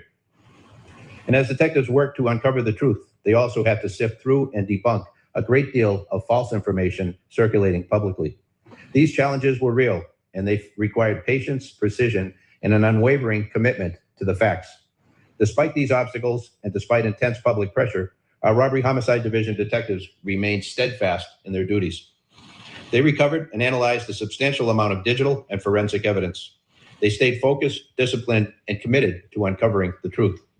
Their work, in close collaboration with the District Attorney's Office, has brought us to this moment today. I want to thank the District Attorney and his team, as always, for their partnership. This case demanded coordination, persistence, and a shared commitment to justice. Also, thank you to our media partners for showing up today and for sharing this important message with the public. And finally, to Ms. Rivas' family, we cannot undo the pain you are feeling. Our hope is that today brings some measure of accountability and a step in the journey toward healing. Please know that the Los Angeles Police Department remains fully committed to seeking justice on behalf of your daughter. Thank you. So at this point, we'll take questions. Anything more you can tell us about the fact that she was a witness? So now I also heard that they had 3 different grand juries. Now they haven't came out and said it is because the grand juries wasn't agreeing or they failed to bring back a true bill or anything like that. Maybe they just wanted 3, and they said this is actually kind of normal. Maybe they wanted 3 to just really get like, okay, this guy did it, all right? Because he did get indicted. However, prior to getting indicted, the DA is the one that went ahead and pursued the charges without the indictment. And then they got the indictment later. Same thing that happened in Holly Johnson's case. You know, they got her and then got indicted later. The details of the allegations that have made, particularly with that special circumstance, will be produced in court. Did you determine cause of death and the difficulty was to determine both the matter of cause and date? So with respect to the coroner's report, we will be seeking quite quickly to provide an order to the court that now allows the coroner to release that report to the public. Do you believe that he acted from the BBC between the finding of the body of Celeste's body or her remains? Why has it taken so long for an arrest to be made? I think the police chief got it right. That in a situation where you don't have an eyewitness account, or we can't put point to a video that shows the killer killing someone. You have to go through the very rigorous and thorough investigation to look at all the digital and forensic evidence. You have to speak with witnesses, often who are cooperative, and some who are not cooperative, in order to obtain all the information necessary to decide who did what, when, how, and what their mental state was at the time. That is what we've been doing over the last, between September 8th, roughly, and today when we bring these charges on April 20th. So again, it's a type of case that you want to make sure you get maximum information. And by the way, if there's anyone out there that has material. So basically, he's just explaining why it took so long. Because everybody was like, wait, what? He was a free guy for so long, 7 to 8 months. Like, why was he so free and able to go about? Like, he was already, how did they say it? He was already being looked at as a suspect, but he was not arrested. He was not charged. He was not held or anything like that. They were literally allowing him to live his life. But as you hear the DA say, that basically they had to do their due diligence. They had to literally investigate this thoroughly. And I believe they have done an excellent job. For them to find out all the information they found, they have his cloud information. I don't even think they took his phone per se. They went in the clouds, meaning that you could just find out where a person, where they have their phone at through the company or whatever. And then you could just subpoena the information straight through the phone company. So David may have deleted a lot of things, but it was not gone, right? Because it's in the clouds. So they literally did their homework. They peeled back the onion, and baby, they got a strong case against this guy, okay? So if I was David, or if I was David's attorney, I would definitely tell him, baby, we need to be looking at some damn plea deals. But I doubt with all of this evidence that they would even offer him a plea deal. I don't know. But right now, his attorney said that he is innocent, and she, planned to prove that he is innocent in court. All right. Let's just I brung her up before, but is this it where she says that we plan to plead not guilty? Hold on. I think this is where she said he is not guilty. He did not commit that murder. Hold on. We believe the actual evidence will show David Burke did not murder Celeste Rivas Hernandez, nor was he the cause of her death. And we would like to be able to have the evidence come into the light of day at the earliest opportunity in order to establish that. So that's the defense attorney. She basically said the evidence will show, okay? The evidence will show that he did not kill this young lady. We believe the actual evidence will show David Burke did not murder Celeste Rivas Hernandez, is what the defense attorney said. She said she believed the evidence will prove that he did not do what he is being accused of doing. I don't know. I just don't think at that moment she knew what the prosecutor had. Okay. I just don't think that she knew. And she may have spoken too soon. But we will find out here, coming soon, where she stands right now. Right now, she's asking the judge to seal. Well, she did. She's not no longer, because the judge already denied it. But she was asking the judge to seal all of those evidence that they brought forward. But the judge says, no, we're not going to seal it. Hell no. All right. So right now he is pleading not guilty. The prosecutor, bring it on. Some of the witnesses went before the grand jury, and they may have gotten some type of immunity, because people seem to think that he had to have another person involved, because who can literally carry out a gruesome murder like this by themselves? I don't know, maybe a very dark individual, but hey, who knows? She said, I've never heard of him or his music career. Yeah, he wasn't mainstream or anything like that, but, and he catered to more younger folks. He was only 21 years old. I hadn't heard of him either prior to this incident, okay? But yeah, he sounded like he pretty freaking cooked to me. Pretty freaking cooked. So that's where we at, you guys. That is where we are with the David story. I think this is going to be an interesting. I actually think he's going to get the death penalty. That's just what I think. But the case ain't even started yet. They ain't even had the preliminary hearing. But just with the evidence that they have, it just seems so cut and dry. It does. However, you know, the law is the law. And he's being tried in Los Angeles, California. All right. He should not be offered a plea deal with all that evidence. Yeah, I don't think that they will. And I just don't think they will. I think they feel that they could prove every last one of those charges. And if not, the dude had child P on his phone. Like, don't they go down for a long time just for that? I think they do. So where was the family when she got together with him? She even went on vacation to Italy when she was 13. Yeah, that's the part that MB that I have a problem with as well. Even though, you know, they said the family is just grieving and it's unbelievable for them and things of that nature. I just tend to believe that they knew, well, they did know about David, but I think they knew a little bit more about it than they are admitting to. I hope he don't think that he committed the perfect murder with his sloppy ass. No, I don't think that I think at some point he was probably like, you know, just running out of options. And he knew he was going on tour. And I think that he really thought that car was going to sit for a moment. And, you know, why that expensive neighborhood? I don't know. You know, you would think that if he took the car out to like a dark area or something like that or whatever and left it, or maybe in another state. I don't know. But why your car? I don't know. And this is crazy to me. But you would think because it was his car that, you know, he would think a little further than that and say, no, I can't keep her in my car because it's going to tie back to me, right? But I don't know. It's crazy. I want to give y'all one more update before I get off. How long I've been on here? Oh, you know what? Maybe maybe I shouldn't. Let me see if I can.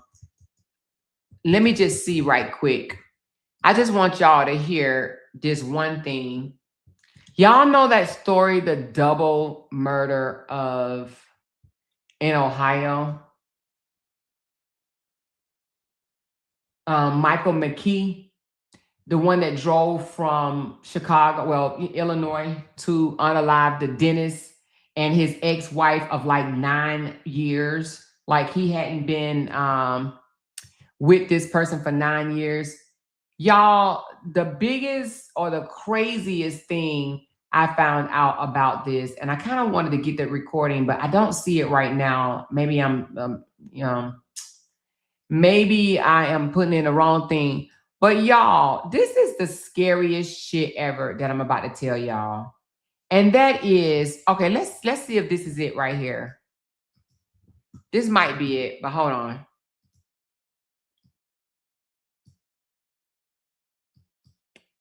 You about right now, we are learning some new details about the relationship between the victims in that double homicide out of Wineland Park and their accused killer. Spencer and Monique Tepe were found dead in their home on December 30th.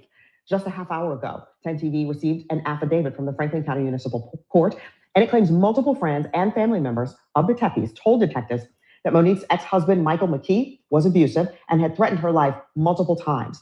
McKee is now charged with 4 counts of aggravated murder and 1 count of aggravated burglary in that couple's deaths. The affidavit says after their murder, friends and family shared their concerns about McKee early on in the investigation. The court document says that they told police Monique said McKee had made numerous threats on her life during and after their marriage. The affidavit also says another witness told detectives Michael McKee told Monique he could kill her at any time and would find her, at one point claiming he would buy the house right next to her. Again, this is coming out of this affidavit. We're also learning more about how Columbus police identified Michael McKee as the suspect in the double homicide. Court documents show detectives identified a suspect through video surveillance. The suspect was tracked to a vehicle, which arrived right before the homicides and left shortly after. Detectives identified a stolen Ohio license plate as well as an Arizona license being displayed on the vehicle at different times. So as you can imagine, we are combing through this affidavit. There is a lot more information in it. Right now, our team, again, reviewing that. 10 TV's Lacey Crisp will also... Okay, so she didn't say it on here, but listen, y'all. Let me tell y'all some sick shit that I found out. And this just make my skin crawl, okay? So apparently this man had been spotted around their home several weeks before this incident, right? And then like a day or two prior, they were out of town. Well, not out of town, but yeah, they were out of town at a some type of football game or something. I don't know if it's football, basketball, I don't know. But anyway, maybe even soccer. I don't know. But they was at some type of event, big, large event.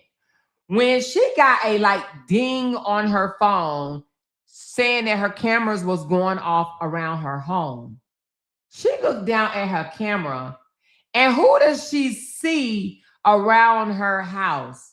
Her ex-husband that don't even live in the same state that she lives in. What would you do? And so she sees him, she immediately get pissed off, and she wants to leave.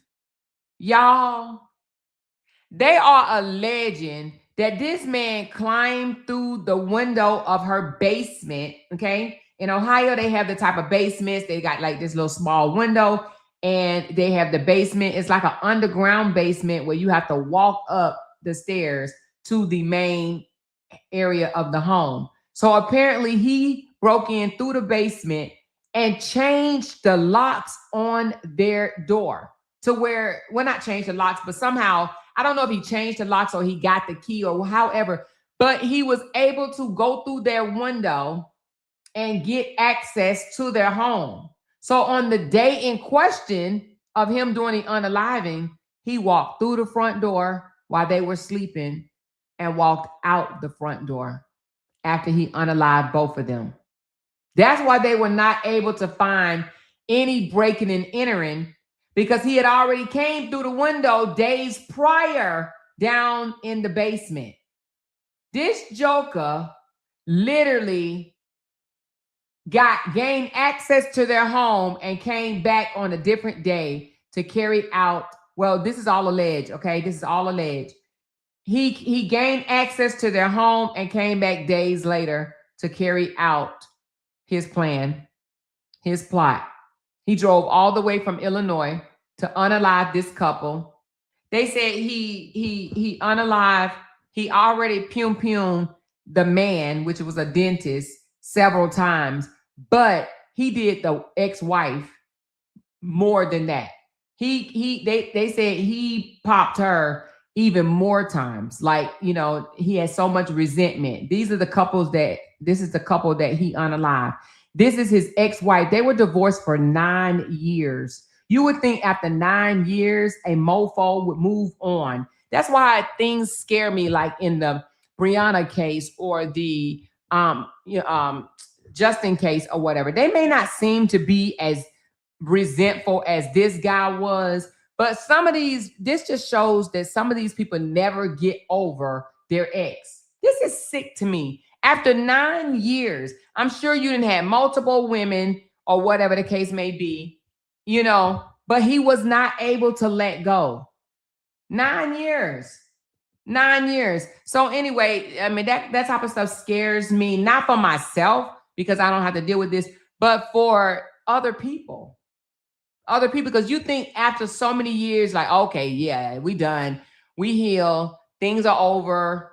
He went his way. I went my way. We good. No hard feelings. Well, not in a lot of cases, you guys. Some people hold on to this anger. They hold on to this resentment. And he just did not like her being happy without him. He literally stalked her. He knew where she lived and even threatened to buy the house next to her. Man, I would have left the country. But nevertheless, I mean, you shouldn't have to run away or whatever and live your life in fear. However, I'm sure she thought she was in the clear after 9 years. But he came and he entered their home through the basement window. He did something to their locks to where he gained access. I don't know if he found I don't know how he did it, but he gained access to their home. This joker walked in and walked out of their home like if nothing happened. Now, I'm going to tell you, in this case, what really got him caught up, because he could have gotten away with the perfect murder, right? But what got him caught up was neighborhood ring cameras. The neighborhood ring cameras spotted him walking from their home all the way down the street, and it followed him to a vehicle that was registered to his dumb ass, okay? So ring door cameras on other people's homes is what got him caught up. He thought he literally committed the perfect murder because he lived in another state. And, you know, I already told y'all, he was actually, he wasn't due to work, but how do you say it? He rented a cot. So as a doctor, he was a surgeon. As a doctor in a hospital, you could rent a room or bed or whatever to stay over that night or whatever, because they do that sometimes. He rented a cot to stay over, and he left his cellular phone on the bed, on the cot. And he drove, he probably had a whole different burner phone or whatever. He drove all the way from Illinois to Ohio, committed this murder, and then drove back and walked right back into the hospital and had a fucking surgery the next day on a guy that ended up dying. And so they're saying that it may have even led to, you know, the fact that he just unalived somebody else that could have caused the guy to pass away during the surgery. Okay, he probably had a lot of anxiety. I don't know if they can come back and sue his ass, but nevertheless, he had a surgery the very next day after unaliving someone. Isn't that crazy as hell? But anyway, I just thought that I would spin the block on this story only because right now nothing new is happening, but they did say that he entered the home and they saw him on surveillance camera around the house days prior. That's crazy to me. Crazy to me. Crazy to me. All right. So anyway, I just want to bring y'all an update on that. There's so many cases going on. I'm not going to be able to follow all these cases because I really want to do deep dives into cases. Y'all know I like to get into a story and really, really get into it and dissect it to all the way down to the damn nitty gritty. However, I'm not going to be able to do all of these cases like that because it's going to be just too many. All right. So I'm going to stick with the Carmelo Anthony. If you missed my video earlier, it was just a little small recap of what was already said on this channel about Carmelo Anthony. Nothing really new. Nothing really new. Only thing new was just the fact that, and I don't think it was new, but the fact that the judge agreed to shut the case down as far as the documents being released to the public simply because it was becoming a racial war. So I do believe that it's still going to be that, but I don't think that they're going to allow a whole lot to come out in the public. So people like myself or the media that will be allowed in there will definitely have to push this information. She said, what happened to the Pastor Minette? You know, they say that joker just disappeared. He just got off the radar. He just stopped posting on social media. So, I mean, to be honest with you, I haven't looked back into him, in a long, long time. But the young fella was taken away from him. That was the last I looked at. He was taken away. I think that was best for the case. Social media runs wild. Oh, they absolutely do. Social media will incriminate your ass quick, fast, in a hurry. Just like with the D4VD. Like right now, I'm saying he's guilty. I feel like he is guilty as hell for what the evidence that they do have. But who knows? They may come out and be like, oh, he innocent. Like, what the hell? So anyway, yes, we will take what we have and we will run with it. But we do have to remember they are innocent until proven guilty. All right, they're innocent. Even this guy, even the murderer, this guy right here, he's innocent until proven guilty. But it ain't looking good. It's definitely not looking good. All right. So with that being said, y'all, listen, thank y'all so much for pulling up. I've been on for 2 hours and 12 minutes. I got 198 people in here. How many thumbs up do I have? Let me see. Who with me on this? Let me see the thumbs up. Oh, okay, that's not bad. 239 thumbs up. Thank y'all for that. Okay, appreciate that. Which means that 239 people did come and hit that thumbs up. Even if y'all don't listen to my whole live, I know some of y'all will come back and listen to it later, or some of y'all will just probably be in and out. I just do appreciate you guys for your views. I appreciate you guys for your super chat, your super sticker. I may come back later, and if I do, I may come back on TikTok. Who's still going to be up tonight? Or are y'all going to sleep? What time is it? Oh, it's 10:24, which means it's 11:24 on the East Coast. So a lot of y'all probably going to go to sleep because I think I'm going to hang out on TikTok. They be hanging out on TikTok late. Somebody sent me a message last night and was like, Amora, run to TikTok. They're having like this whole discussion that Carlos is over there and this, that, and the other. But I ended up not going because I was laying in the bed and I was like, I don't feel like getting up and having to go into another room to talk on the phone or to listen because, you know, I ain't want to wake up the mister. However, baby, they be on TikTok late. So who's up? Anybody? Oh, okay, I see a couple people say, I'm up, I'm still up. Okay, about 3 or 4. If you come to YouTube, I'm here, but TikTok, I don't know. LOL. Oh, okay, got you. She said, hey, I'm late. Hey, more. I'm going to sleep. Got to get up to use the bathroom. Oh, I got up to use the bathroom. Yeah, go to sleep, Reese. I know you get up way early in the morning, like 4 o'clock in the morning to go to work. Girl, go to sleep, honey. Go to sleep. She said, I'm up. I'm about to go to sleep. Have to be up at 6 a.m. Yes, get you some rest, Cheryl. Get you some rest. Hey, y'all. Also, one of our moderators is not feeling good. All right. She didn't came down with something. I don't know if it's a cold or flu, whatever it is. But y'all, don't tell her I told y'all. But send Candy some love, y'all. Candy then got bit by a bug or something. So send Candy some love. Send her some get well wishes. Hurry up, be well soon type messages, y'all. Make her day because she's not been feeling well. She got 2 Starbucks, what do you call them things?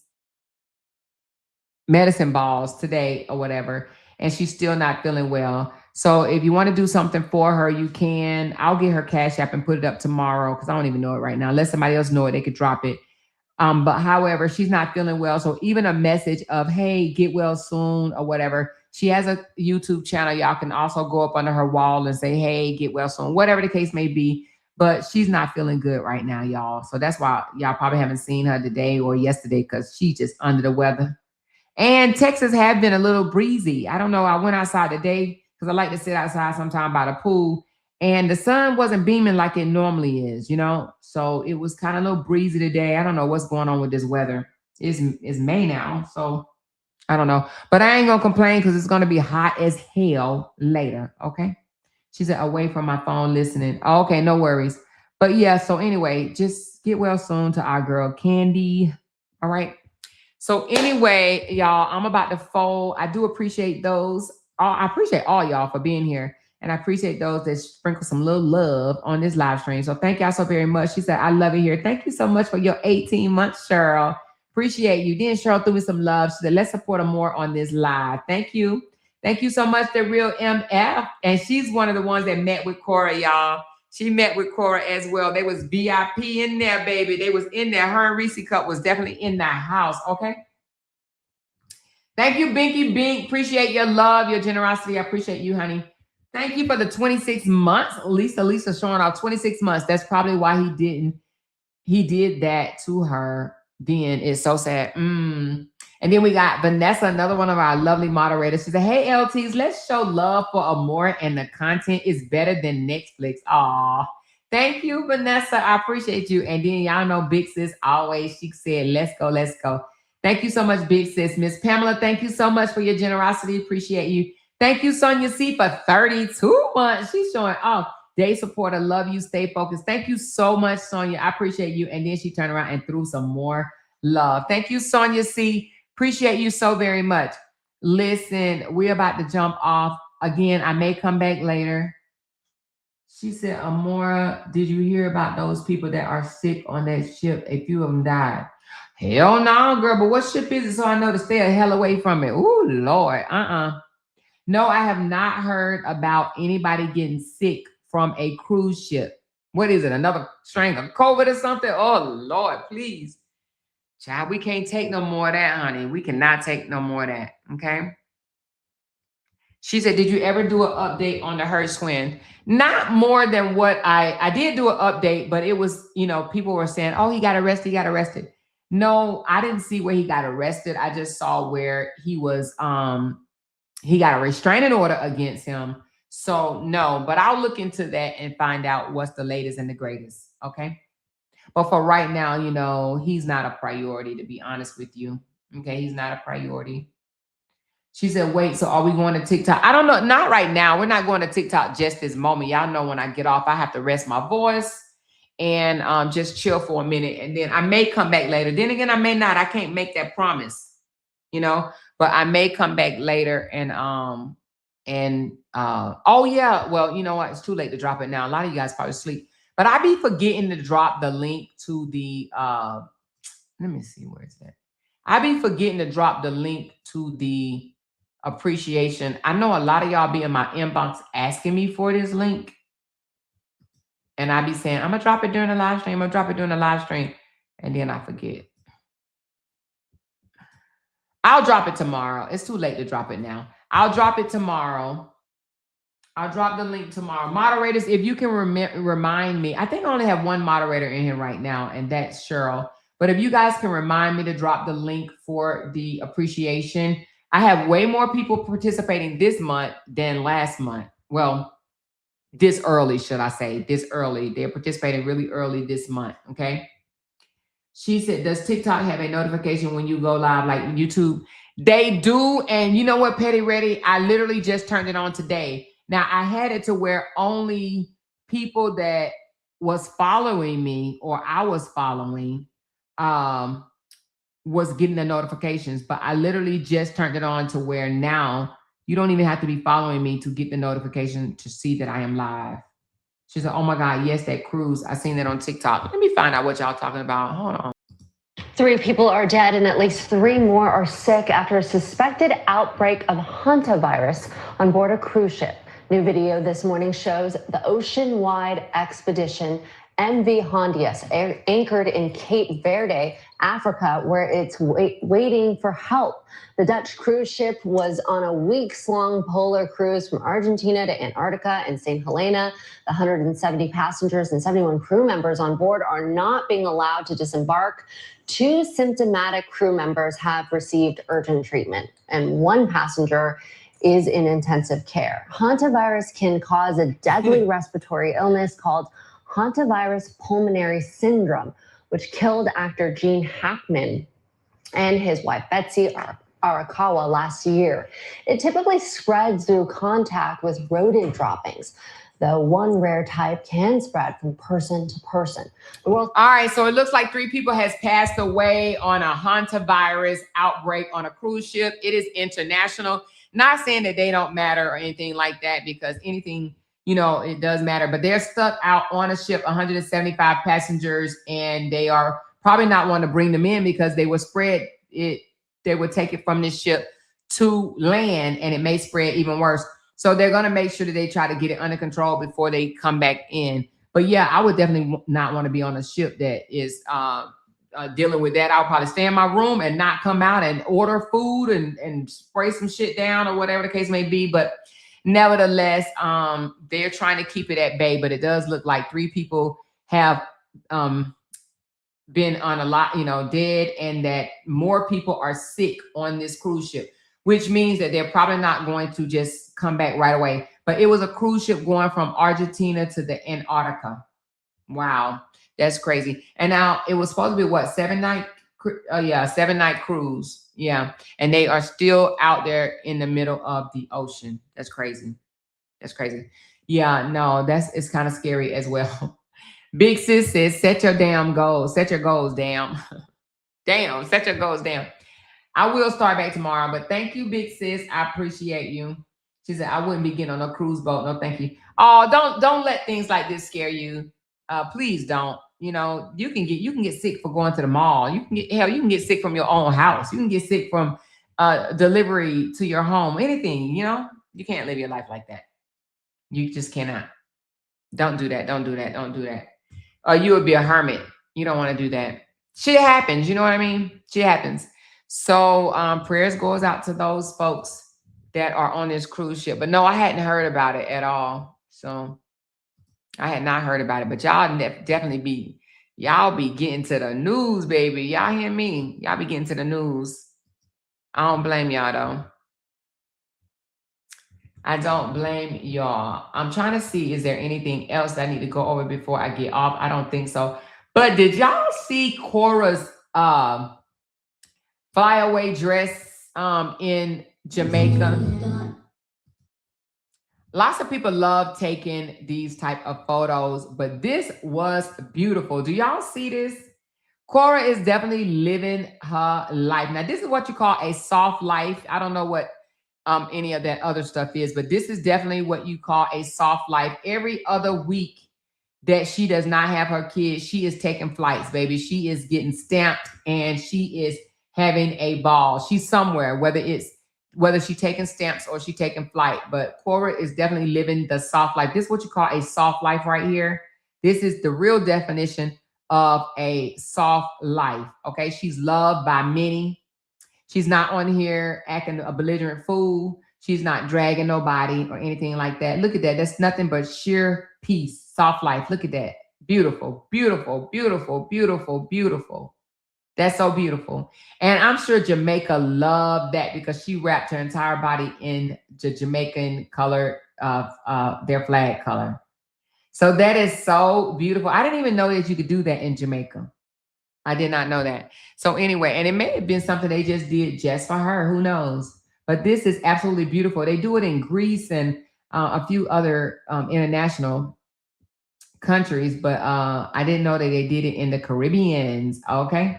So she says, I am doing the flying dress in Greece. Yeah, they do it in Greece a lot. Santorini, Mykonos area, and a few others, but I did not know they did it in Jamaica. So this is really pretty or whatever. And again, this could have just been something that she thought of. Okay.